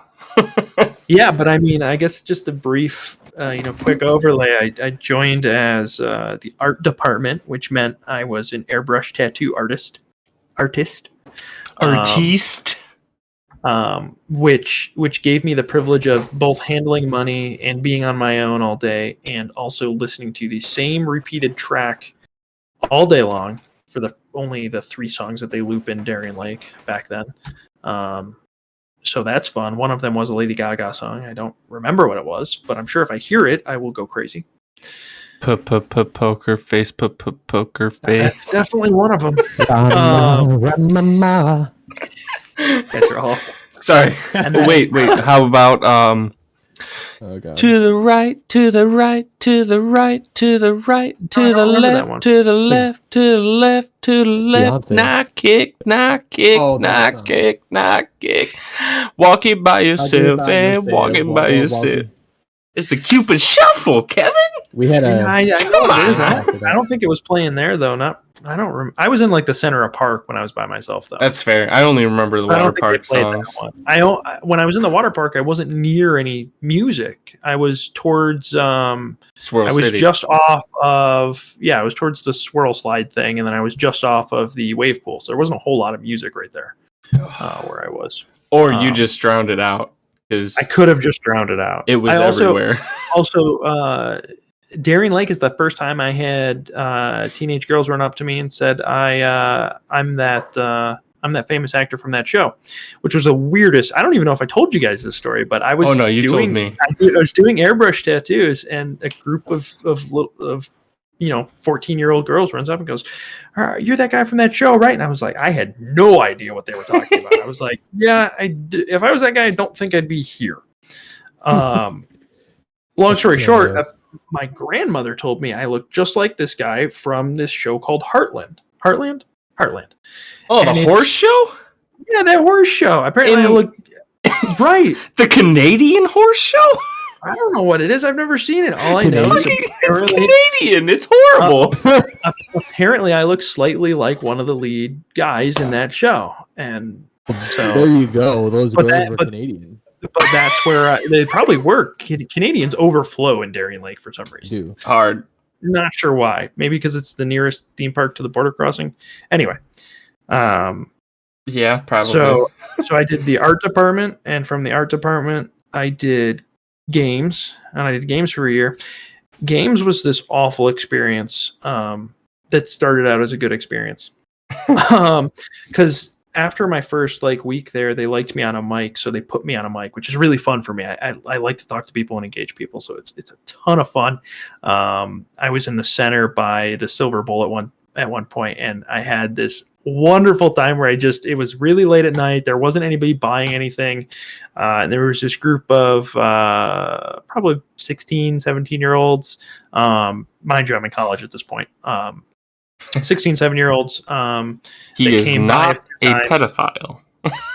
Yeah, I had to mark that. But the long story short, I ended up just doing a stand-up routine for them because I had a mic. And in college, I did improv comedy. I was part of a comedy group, and it was a ton of fun.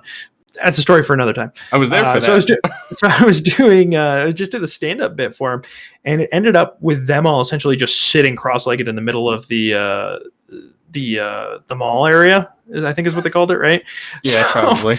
So after 3 times passing, the security guard stops and goes, "You guys, you can't do this." Because I had him there it had been 15 minutes. It's hilarious. So I got in trouble with the security guard because I was entertaining guests.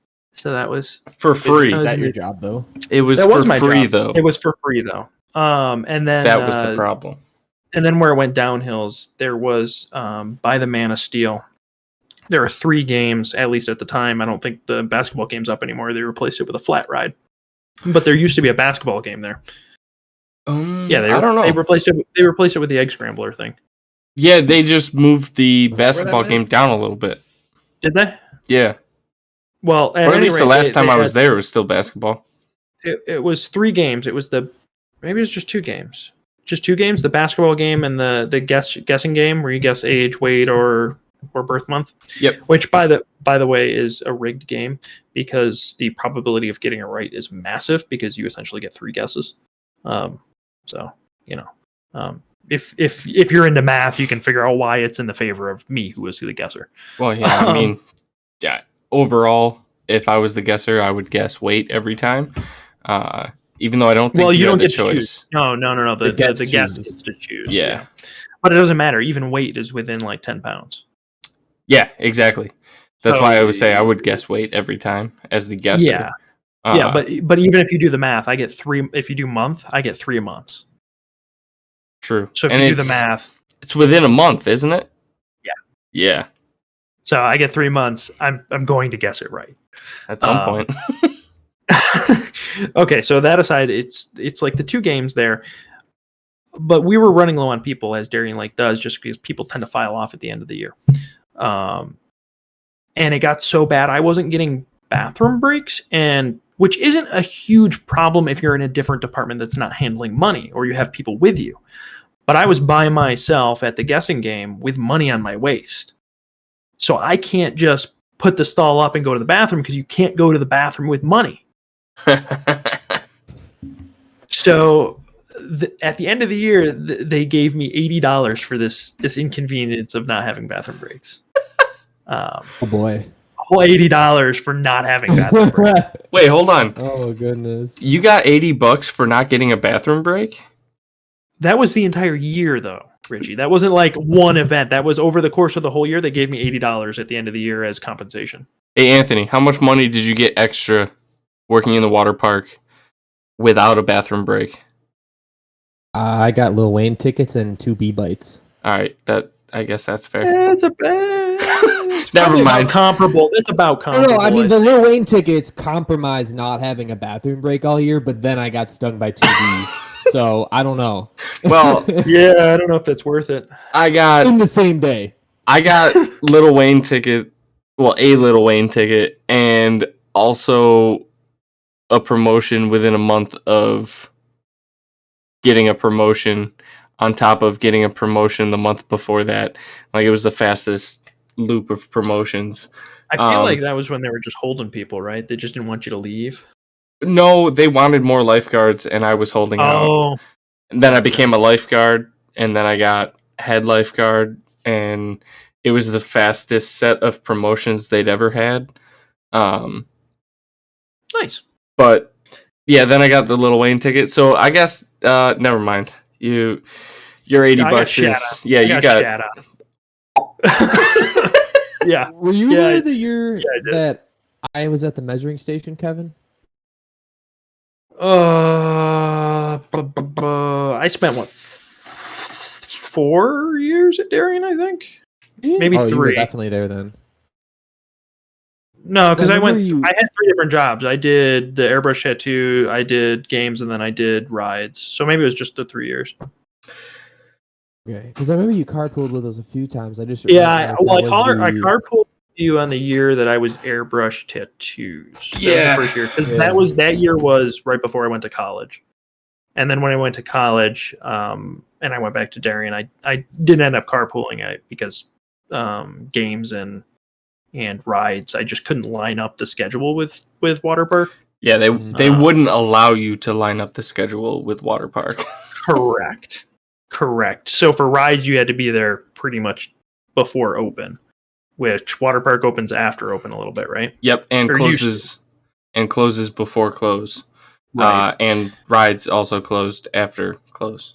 Yep. So I mean, and rides was fun though, fun for a little while until they realized how old I was, and that was really, really kind of slippery of them. So that was my last year there, and I'm at the Predator, and it was a good gig. I had people around me all day. It was 3 or 4 people. You know, you got people on the ride, got people off the ride. Occasionally somebody hit their nose, and you called, a red call and got people in there to clean up the biohazard mess and yada yada yada. But it was good. You know, you rode the ride every morning to make sure it was good. And And then they realized how old I was, and they were like, hey, you want to run the ride? And this is where they got tricky. Because I said yes, because running the roller coaster would be rather entertaining. I'd get to talk to people over the mic to let them know to take a seat and enjoy their ride and yada yada. And I love talking on mics, obviously. So that was really entertaining for me. And then they were like, well, now that you know how to run rides and you're qualified to run rides, we're going to go put you on a flat ride by yourself where you'll spend all day by yourself. And your rotation will be moving from one flat ride by yourself to another flat ride by yourself. And then my job got really, really, really shitty. Yeah. This is why we worked in the water park. Yeah. Look, I had that one experience in the water park when I was working rides, and I was like, yeah, I don't know, man. Yeah, you just got put in the shittiest spot of the shittiest part of the water it's park. definitely What was it? Definitely why. I was at Hooks. top of Hooks. Where you got stung. Oh no! And That's where they why, put me because there. no one in the water park wanted to be there. And because he was the extra that day, he came dressed as a rides operator.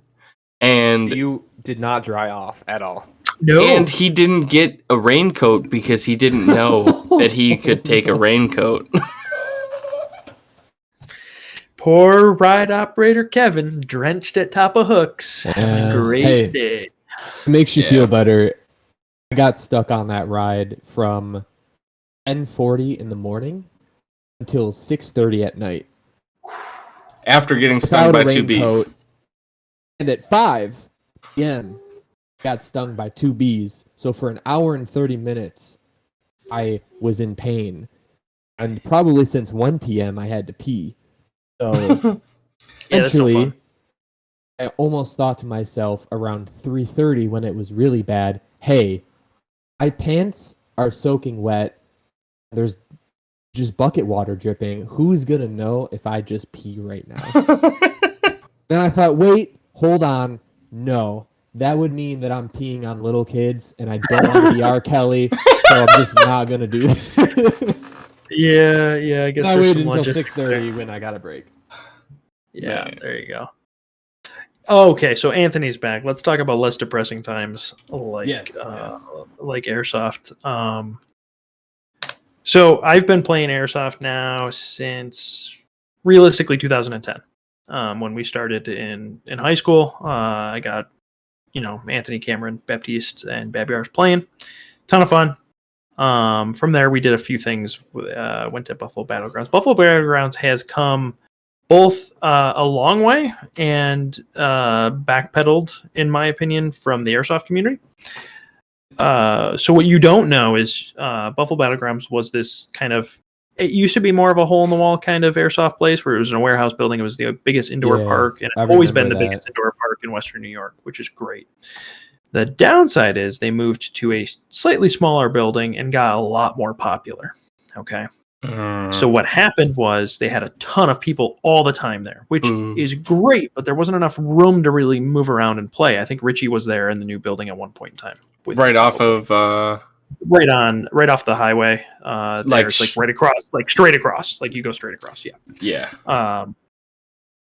But now they're like this essentially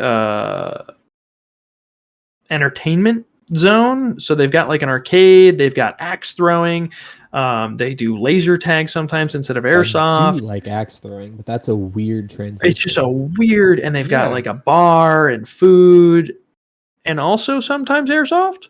I'm okay with the bar and airsoft. Well, yeah, no, that was great, but you can't drink and play airsoft. Oh, you can't drink and play laser tag. Right. But what I mean is because they're the ones selling you the alcohol, you can't buy alcohol and then go play airsoft, but you can play airsoft and then go buy alcohol. Oh, well, They won't let you in. no, that's fair. They were kind of like that when I played there. Yeah, a little bit, but they didn't have the arcade, and they didn't have the axe throwing, and they Right, weren't doing right. the laser tag yet. It was like They hadn't gotten there when you're done and you actually are done because airsoft is tiring. It is not Yeah. just sit in a corner and shoot people. You get winded, and eventually you do feel after 2-3 hours, you're like, all right, I'm done. I'm going Yeah. back out to our table, and I am And going chilling. to grab a beer. Maybe it's a better idea to kind of explain airsoft. I mean, so it's a lot like paintball, and it really is kind of grew out of the paintball environment. Essentially, you shoot tiny little plastic BBs, 6mm BBs, at each other, and it's honor rules. Nothing marks you. You get hit, you know it, and call yourself out in whatever game mode you're playing. Think of it like a real life Call of Duty. Would be a good way to describe Unlimited it. respawns. Unlimited response sometimes. Well, yeah, fair. According So to there's game different rules. so there's different levels of gameplay. So obviously you have, playing in your backyard with your friends. You've got going to actual facilities and playing like River City or Buffalo Battleground or Rochester Airsoft, which are your Western New York local places, which will have their own set of rules, which tend to have you respawning all the time because you've paid for your trip there, and the experience there is supposed to be like a very gamey. But then you have what I do a lot over the summer is milsim operations, which are these, and sometimes they're not overly milsim, military simulation. Sometimes they're a little bit more arcadey and gamey, but they're big events that normally happen over the whole course of the weekend. So you've got 2 days of airsoft. It's like a convention, basically. Kind of, but you can range from having, 100 players to 500 players at an event. Holy. So the Seneca Army Depot games get big. You're talking 500 people, 200 on 200 a lot of the times, and it's massive. Really, really fun gameplay. With Far a too lot many of people different for me. objectives and things. And sometimes we have, technicals, which are vehicles we're using as essentially placements to put big guns on top of to transport troops around the field, because these are big fields. If anybody knows what Seneca Army Depot is, it's a decommissioned military base that used to house nuclear materials and nuclear weapons back in the day. Oh, and it's safe to play at? Yeah, it is. And the other areas are still being used for other things, but it's privately owned now. It's also now part of the White Deer Reserve down there in the Finger Lakes. Oh, yeah. If you've ever heard of the White Deer, it's right near there, so it's connected to that reserve. So it's a bunch of warehouse buildings is essentially all it is. Big, empty, partially falling apart warehouse buildings set up in like grid blocks, just like you'd imagine a military base would be. And we play there. It's huge open field. They've got a train yard there that we use as part of it. And I personally have done 4 events there, I believe. The team, I'm part of Tactical Raider Force. And we're a group of, I don't know what we're at anymore. We're towards 20 guys. But we go as a group to each of these events. So we essentially squad up and we work together as a team, utilizing radios and things like that to keep in contact with both us and the rest of command, because it is most of the time we're doing military simulations. So that's kind of a general overview of what I do. I think the most memorable op I've ever been to is probably West Point. They've held one op there. I don't think they're ever going to hold another one, which is sad. Sometimes they do paintball, but for airsoft, they've held one op, and I don't think they'll ever do it again. West Point. Wasn't that like an actual... No, it is. It is. It's a military academy. Yeah. Yeah, for officers. All right. So the cadets have essentially after-school activities and groups and clubs, and one of them is the paintball and airsoft organization. So they put on a airsoft milsim where they were the ones who ran the event as the commanders and things. So they were able to write it off as both training as well as a way to bring funds into the school. Because first and foremost, while it is training our military officers, it is a school. So they do various different standard learning kind of things there. So West Point has this wonderful... Yeah, it was just a one-off, which was kind of sad. But they do normally host an annual paintball tournament. I don't know if that's happened these past few years, but they do normally do that. But they have this wonderful... We went in their training facility. So all weekend, we camped out on their parade grounds. So that's, essentially a big giant football field, for lack of a better term, but they use it for various activities. Camped there, and we woke up to revelry every morning. at 6:30 all weekend. Yikes. So this was Friday, Saturday, and Sunday. It was a great experience that I would do again in an instant, but I'm glad I don't live that Yeah. but they have 3 main facilities at that location that we were using, which was their CQB training area, their kill house, and their mount course. So in order, the CQB is kind of a straight long hallway with several rooms on either side, and then a 2-story at the very end of it. Their kill house is a 3-story building with a basement, first story, first floor, and second floor. And their mount course is a series of buildings to train. Mount course is literally taking something like a Humvee, rolling up, getting out of the Humvee, securing the area, loading back into the Humvee as your mount course. So we utilized those, and just to give you a perspective of how the weekend went, I'll do just like the first 10 minutes of the first day. So we all load up, we hear what the objectives are, we're all on the parade grounds talking to the cadets, and they're giving us our objectives. We load into Humvees to get out to the field, which was really cool. Like actual military grade? Yes, actual military Humvees. That's dope. That's super dope. So we drive out to the far side of the field that our team is starting at. So our goal is essentially there are civilians, and I think we are the OP4. No, sorry. We are the Blue 4. We're playing as the U.S. military. OP4 are playing as drug runners.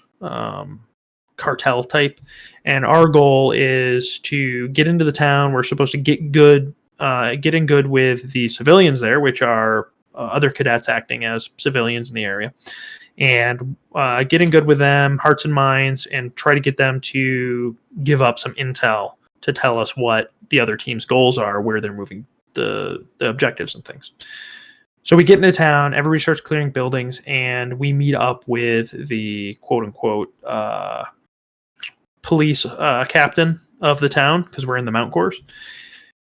Police captain owns the town, essentially, so he's not scared of anything, so he's just walking me down the center of this road. So I'm sitting here talking with the police chief as everybody else is clearing out buildings, right? And I'm just in the middle of the road.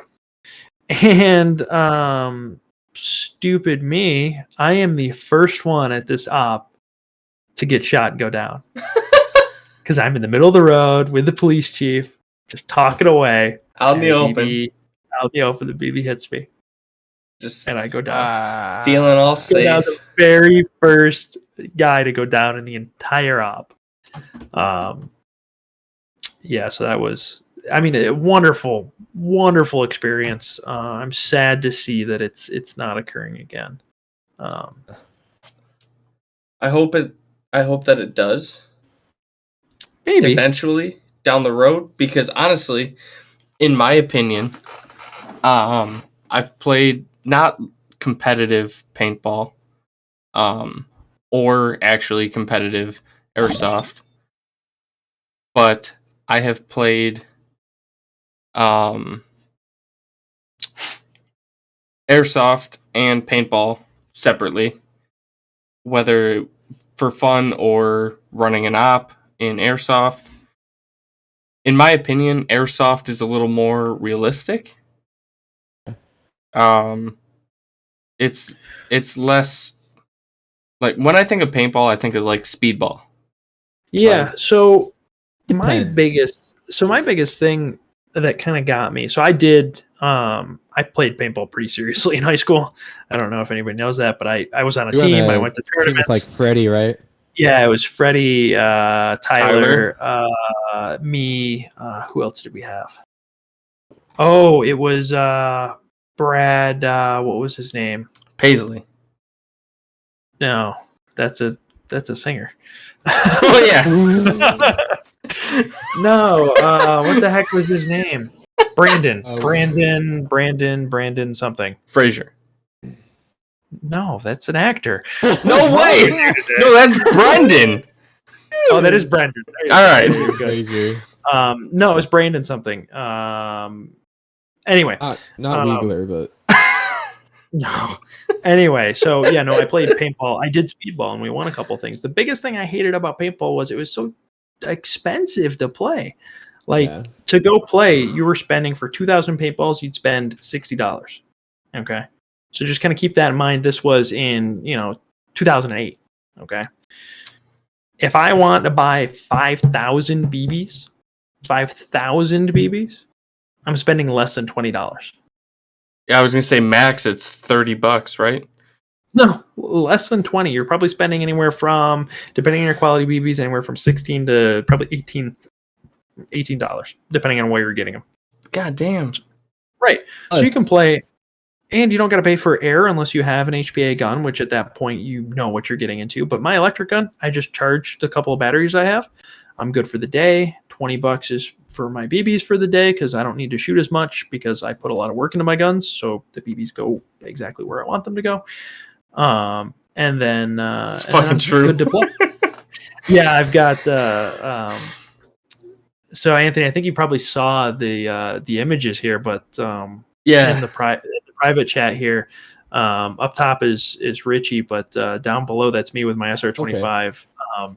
So I put a lot of work into that SR25, and it's Yeah, that thing is nice. the It- outside looks really nice, the inside's really nice, and let's just say at one point Richie and I were sitting on these barrels for God, it must have been like 30 minutes before Richie went down from some sniper. Easily. But- And that was the sniper got me from like a ridiculous, honestly, it was probably a ricochet. Like it probably bounced off the barrel and hit me. But at that point, it was like, I'm not going to try to fake this. Like, Yeah. I've been here forever. We were there for so long. So at Oh. these barrels, I racked up like 30 plus kills. Yeah. at the Wow. barrels you see in that picture, it was 30 plus kills. So right on the other side of that barrel, there's kind of an open field they call the trailer park, and there's a couple of walls to it, but otherwise it's pretty wide open. So all these guys are trying to cross this field to get to this ridge line, this tree line that we're at, and we're at the edge of it at these barrels, and they were not having a good day. Yeah. And That's crazy. unfortunately, from where Kevin was, he couldn't see the two people down the lane that I was looking at. And at one point, like I'm peeking through some fucking narrow ass in between two barrels, going, Kevin, guy at this building, guy at this wall, guy at this, guy at that. And I'm not getting hit. He's not getting hit. He's just racking up They're hit getting after hit. hit after hit. And eventually I poke around the other side so that I can like also try to get a couple for myself. And I see two guys at the end of this lane, which the tree lane kind of ran up and then across, and then field was in front of that tree line. There was a path, obviously, on the other side of that tree line.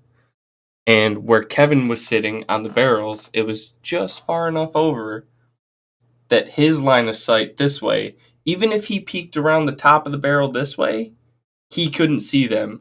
You literally had to be all the way on the other side of the barrel, which is where I was. And my gun didn't have the range. I started aiming like 6 feet above them. Lobbing them. Dude, I'm Well, sitting there aiming like realistically- this, shooting at people laying down here. Realistically, I probably didn't have the range for where they were either. They ended up shooting you. They had a guy with a sniper, and it was funny because I was next to him when he was chronoing, and he chronoed at like some dummy low FPS. Like he was shooting like something like 200 something, or it was either upper 200s or like 310, somewhere in there. So it's really low for a sniper. Chrono, his by the BB way. Chrono is the speed of the BB exiting your gun. It Yeah, has feet to per be second. it has to be a certain feet per second before it becomes quote unquote illegal for the field and with Yeah, you don't want to player. hurt anybody. right. There's a guy that I used to play paintball with who had a legit M21 sniper rifle, paintball rifle. And he did have a I don't necessarily know what you would call it. It was custom made. You cannot buy this thing. And he had a lever on the body that he could actually turn up and down to just basically turn the velocity down so that he could make it legal in a match and also shoot the thing like, at least probably almost 1,000 feet. Yeah, that's the benefit of running air on anything. So when you run air, you have a regulator, and that regulates how much air you're pumping through whatever you're using.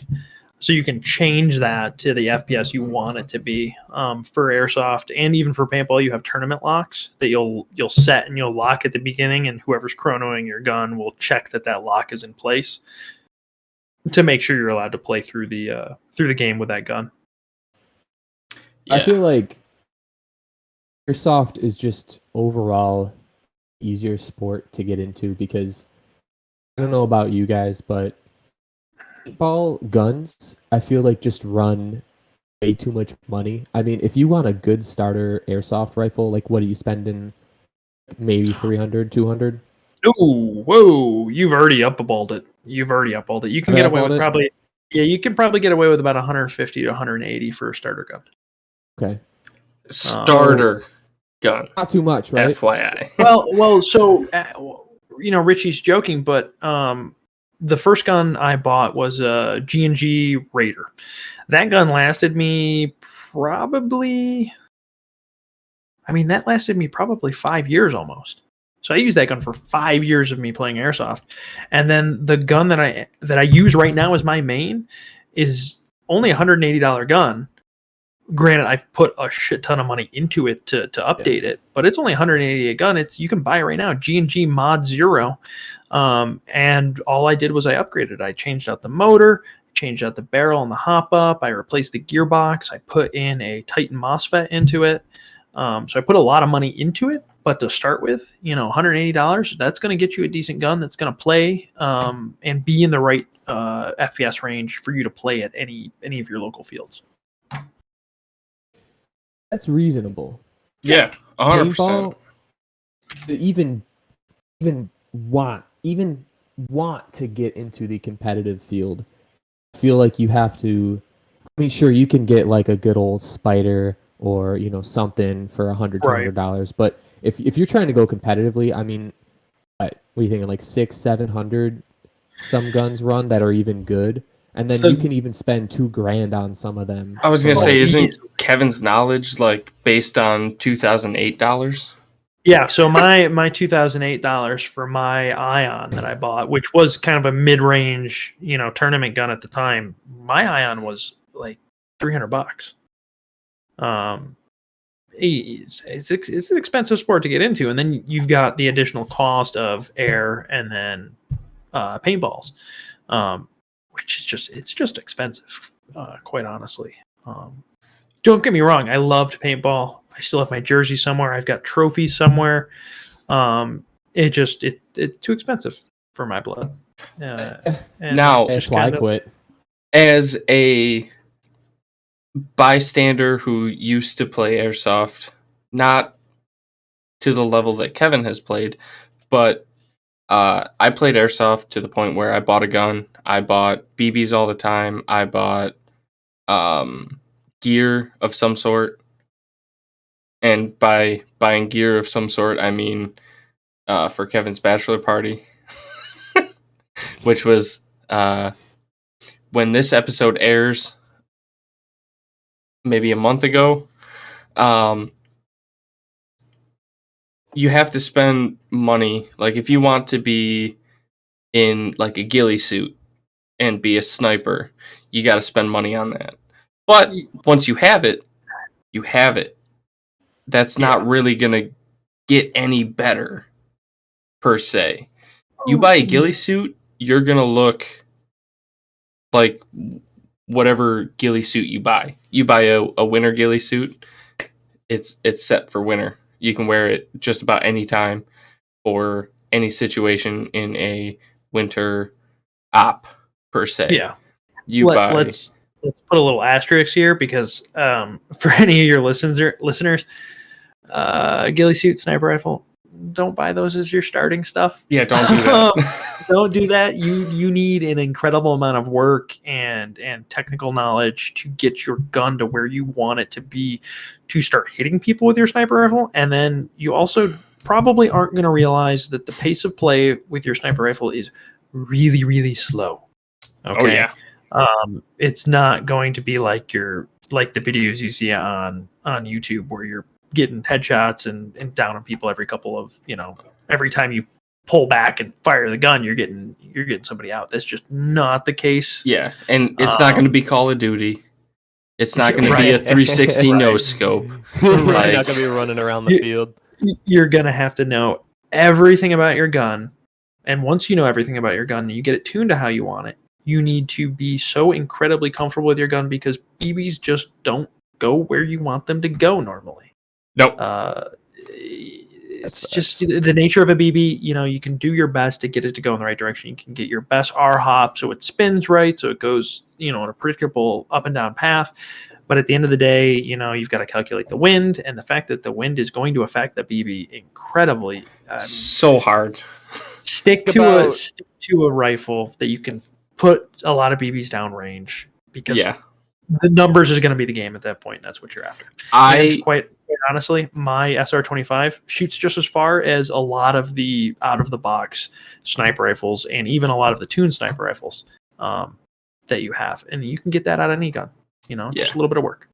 I spent generally like for Kevin's bachelor party, we went and played airsoft at River City. That's the pictures that are in the chat. I literally would spend 5 to 6 rounds or BBs on just gauging where I was trying to put the BB. It was a single shot. Okay. Yeah, but it was also a rental. So it was a little, I showed Kevin at one point, the barrel was, it was wonky. It was moving around a whole bunch. But no. I would shoot once and I would watch the BB. So I would adjust. All right. Adjust. All right. Adjust. Okay. Now I'm where I want to be. And then I just start popping and I wouldn't move from that position unless I absolutely had to. But overall, I spent, I think I told Kevin, what, $100? Yeah, well, I think it was a little bit less, but you guys bought, did you have to get a mask too? No, you didn't have to get a mask. No, all right, so I spent $130 overall, and I bought, for myself, that I have at my house, a pair of, tactical pants that I can wear. Just so they don't rip. The big thing about airsoft is you're in pants that aren't ready for that sort of kind of activity. Right. It's not like your normal sport. It's not like football or basketball or anything where you're in shorts or you're in pants that are made to it and they stretch. If you're wearing khakis or jeans, you're going to rip them. Yep. So I bought a pair of tactical pants. I bought, technically, I don't even know what they call that shirt, but it's, technically a tactical shirt. So it's got, the army jacket sleeve. But it's got a combat shirt. Okay. Combat shirt. But it's got the mesh t-shirt part that sits on your body, but the sleeves are thicker. The combat dry fit, basically. Exactly. Yep. Pretty much. And I bought a pair of boots. And then once I got to the field, I bought, because airsoft, a pair of the goggles to protect my face. Yeah.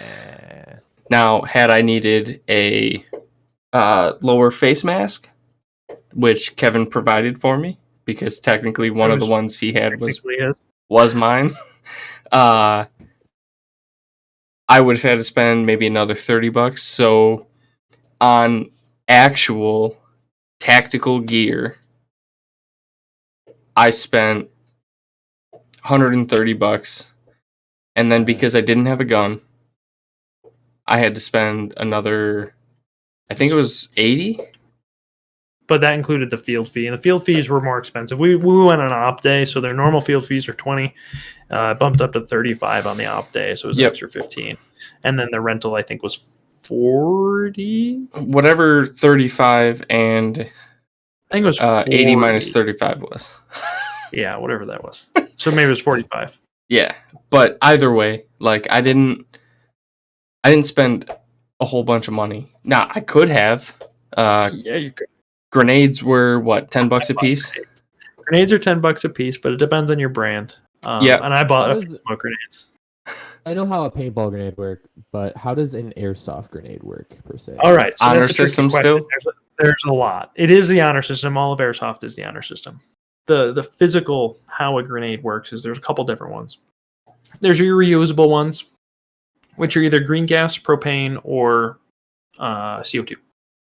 And the general concept behind them is they're like a plastic case that fills up with CO2 until it gets over full and it explodes and makes a loud bang.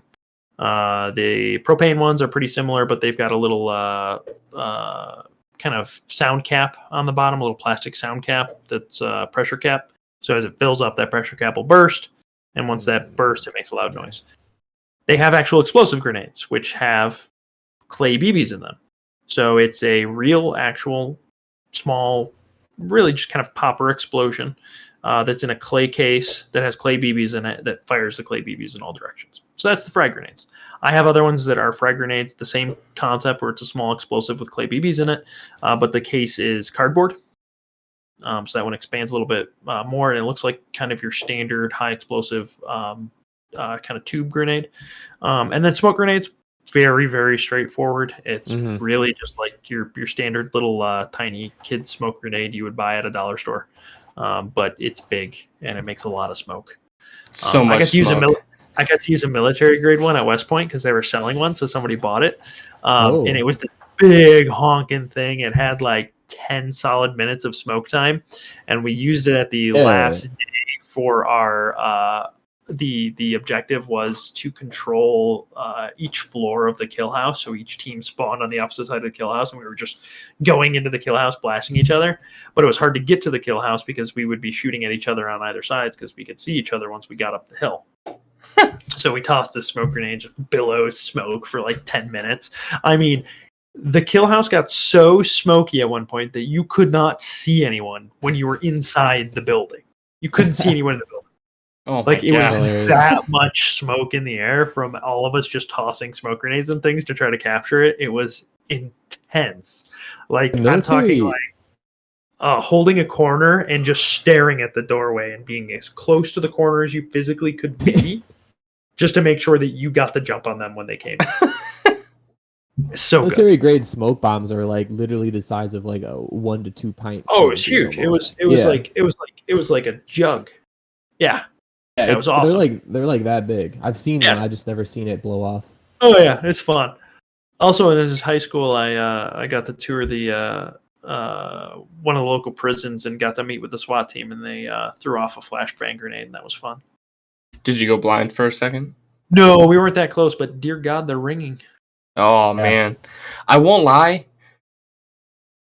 That reminds me of just the chat earlier. Like, I swear to God, Kevin, if there's no flashbang for my entrance for your wedding, I'm gonna be so mad. I think we're gonna go with bang. I think. I'm okay I don't with mind. that. I don't mind your guys' song, and Caleb was completely useless. He made no input, and my brother was silent. So Yeah, I'll probably poke the chat one more time and stuff. And I think Steve's was just way too mellow. And we need something exciting to have you guys walk out to. I mean I will use my brain. I will go all varieties. I honestly like the idea of friends in low places because it kind of like pokes fun at us. Yeah, you have friends in low places, and we're the we're the low men. But so we're discussing the reception and announcements, Anthony, and trying to figure out the song for the guys to walk out to. So unlike a normal wedding where you would make the announcement and a guy and a girl would go out and a guy and a girl would go out and a guy and a girl. Yeah. We don't really like that. We're not normal people here. Nah, don't tell anyone. Honestly, that's how ours was going to be. We're gonna have all the girls go out and all the guys go out as groups, just because it's more entertaining and at the end of the day, not all the girls know all the guys, not all the guys know all the girls. So, do you have a flower girl? No, it's adults only. Do you want a flower girl? Why is Felicia going to be the flower girl? No, me. Oh, I will be your flower girl. no, you're supposed to be standing up there before that. Oh, dang. I mean, I could stand up there. I'll just have my little fanny pack. So your guys' jobs. Wow, we're just doing a complete 180. I actually have to get out of here in a minute because I didn't realize how late you guys like to run this. Yeah, we make it as long as we want. Yeah. I usually try to edit it down to at least an hour or something. Yeah. Gotcha. Take all the best bits. So, yeah. I guess we'll leave that as the end all tangent that you'll probably cut out, which I'm fine with. Yeah, it's fine. All right. So the last thing we usually do here before we say our goodbyes is we review the beer that we have drank. We give it a score and we shout out the brewery. I guess since I was first, I will review this beer first. I couldn't find the IBUs for this one. I'm a little sad. Same. I will let Kevin go next because this is...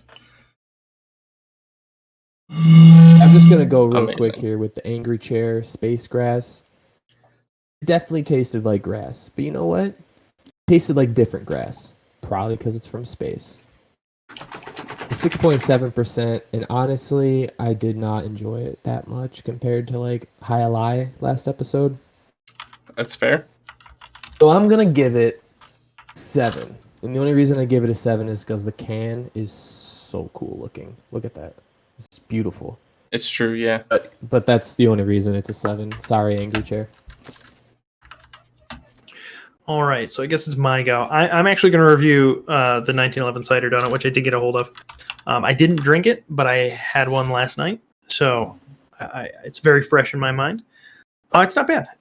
It's 6.9%. Made with 100% fresh cider, and it's apparently gluten-free. Huh? Yes, that is one thing I knew. That's pretty impressive. So 1911 makes some decent cider, but I find myself not really enjoying this one. I don't know if it's overly sweet for what it needs to be, but it goes down a little more harsh than other ciders, and it's overly sweet, which normally sweet ciders go down easier. So I'd probably, it's probably about 7 or 8. I'd probably call it a 7. Quite honestly, I prefer to drink an Angry Orchard, hence why I drank it today. So, gonna have another 777, Richie? No. Oh, okay. No, definitely not. I don't know if that means it's good or bad. I'll let you know. All right. All right, so the framing hammer, which is something I didn't know about, is part of the barrel age process. It was barrel aged in Farmingham. Makes sense.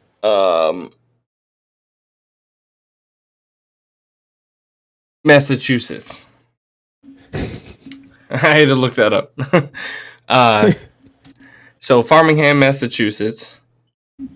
This was the Jack's Abbey Craft Lager Samoa bourbon barrel aged. The bottle says cocoa nibs and coconut caramel. Interesting. Yep. Let me tell you, your initial sip, super cocoa. Fucking Hershey, little nibs. I had to look up the ABV because it does not say it on the bottle. This is a 12% beer. Oh, It's all gone, Richie. She empty. That last swig was my last swig. at least you spaced it out. She is a 12%er. Pace yourself. Yeah, it is Good a thing. Porter Baltic. I don't know what that means. But my God, I hate day one to the end of my life, hate Samoas, aka the Girl Scout cookie. I love Samoas.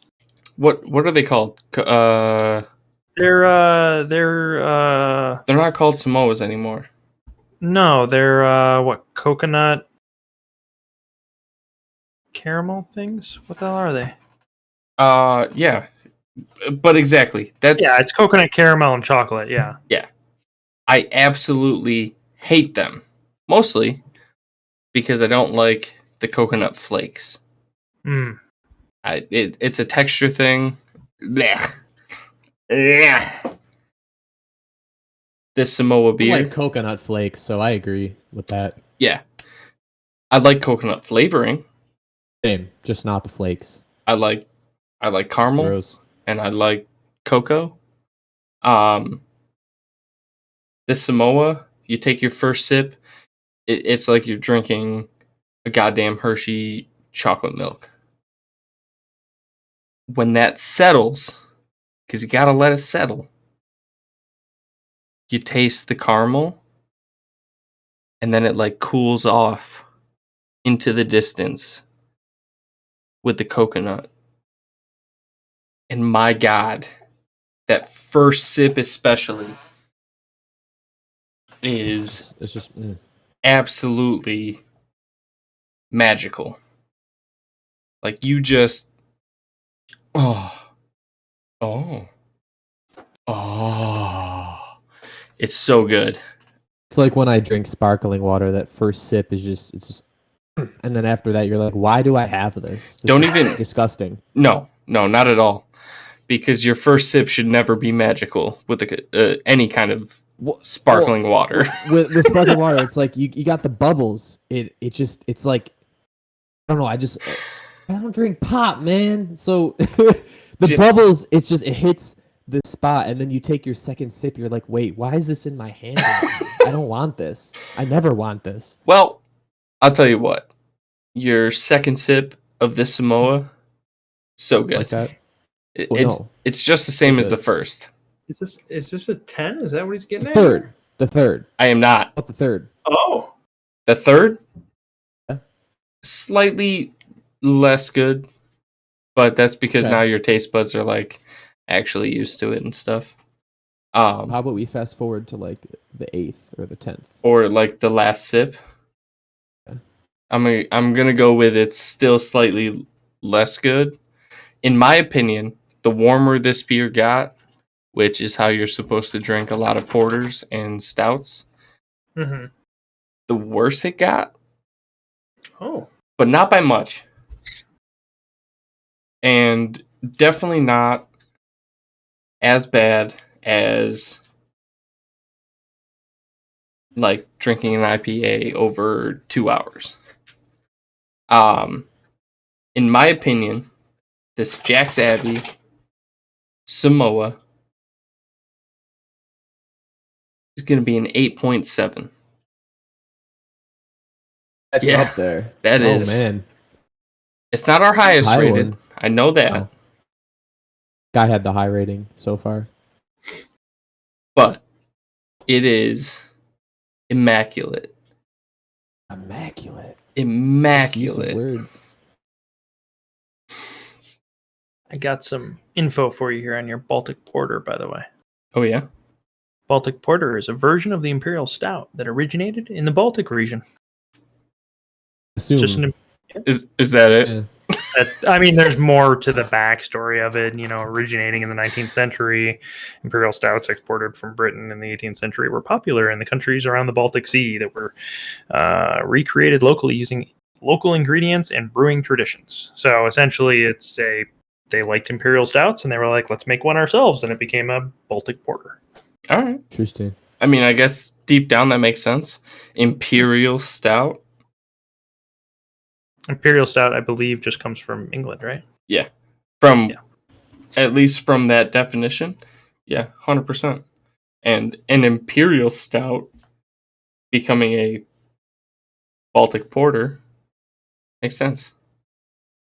And if anyone is ever in Rochester and gets anything from Salvatore's, the pizzeria, this is a good beer to get. Rochester famous. It's true. I've They only have been to, I think, one Salvatore's my entire life, and it was a long time ago. was it the one in Buffalo? Yeah. I think Well, it on was. Transit, completely different Yeah. Salvatore's. Yeah, not the same people. Ah, okay. Not the same people. Salvatore's in Buffalo is fancy, high-end ballroom. Yeah, it's like the We had our prom there. it's where yeah. Salvatore's in Rochester, pizza place. It's a pizza place. It's actually a very Rochester famous pizza place. Yeah. Salvatores.com. Yeah. Great You know, they were gonna. slogan. Let's just bring this all the way around to the front of the video now. Salvatore's was going to buy systems from us at one point in time. Really? Really. We had the whole deal going. We were pricing everything out. We were going to do it in all their stores. And then I won't get into the politics of it, but they chose against doing it for reasons. I'm gonna guess money. That's about right. Well, I can't get into the politics. no, definitely not. I don't want you to lose your job, Kevin. I don't think anybody will see it from the company, so I think we're good. Yeah. I'm pretty confident my boss won't watch this. Well, I mean, if so, you have about 10 weeks. Sorry, I'll cut it out. Perfect. So, All right, you know, guys. That was With that being said, is that possibly how? No, it's not yet. not quite. It's not because you know why. I think we You need. tell us about the social media. Yeah, social media. We got the Crumble Warp Cast on Instagram. We got at Crumble Warp on Twitter. And crumblewarp@gmail.com. But also, if you want to hit me up specifically, you can find me at CapitanWinky17 on Twitter. Forget the 17. Yeah, don't forget the 17. It's CapitanWinkey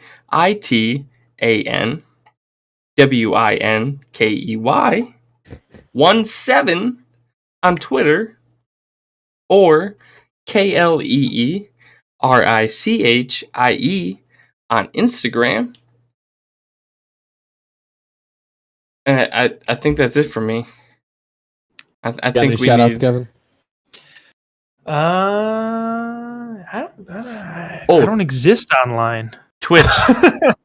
Twitch. Oh yeah, don't forget Capitan Winky on Twitch. Yeah, Yeah. it's still he- CapitanWinky17 on Twitch. Same thing as Twitter.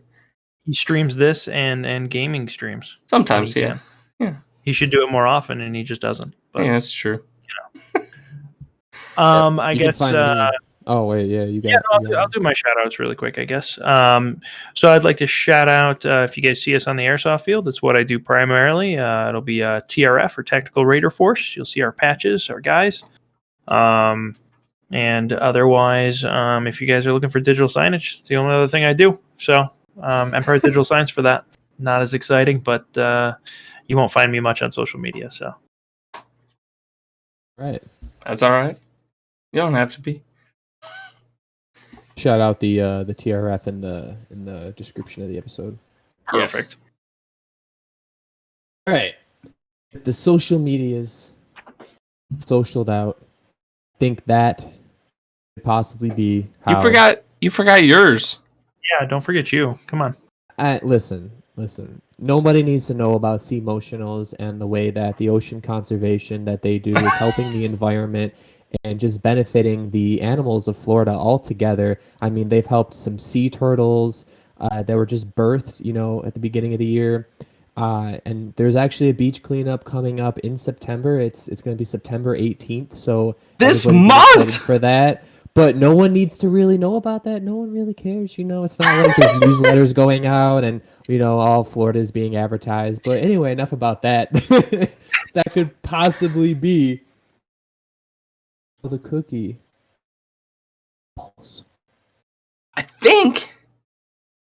Kevin, did he say that's how the cookie crumbles? I think that's what he said. Cookie crumbles, right? It's how the cookie fucking crumbles. And clear. I'm done recording. Thanks, guys. That was a lot of fun. Hours. I hit the wrong button. When I said and clear, I hit record again. Do you want me to save the project as is and send you the project or the file? You said the project or You have to the file. export it. Yeah, I have to.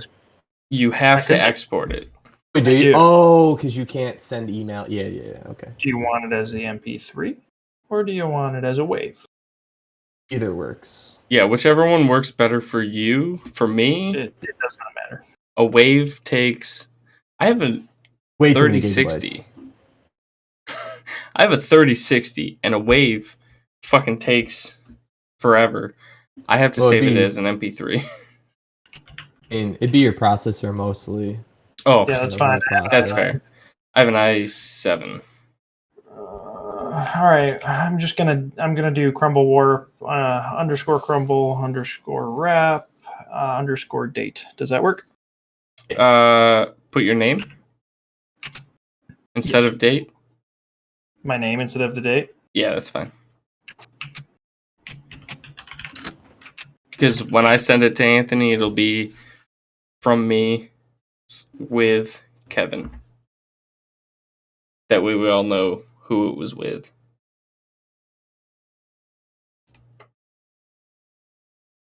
To see how the Twitch thing came out. This is only our second time doing it. Oh shit! Hey, you better stop that recording. Thanks for watching, everybody. People are gonna be getting an extra dose of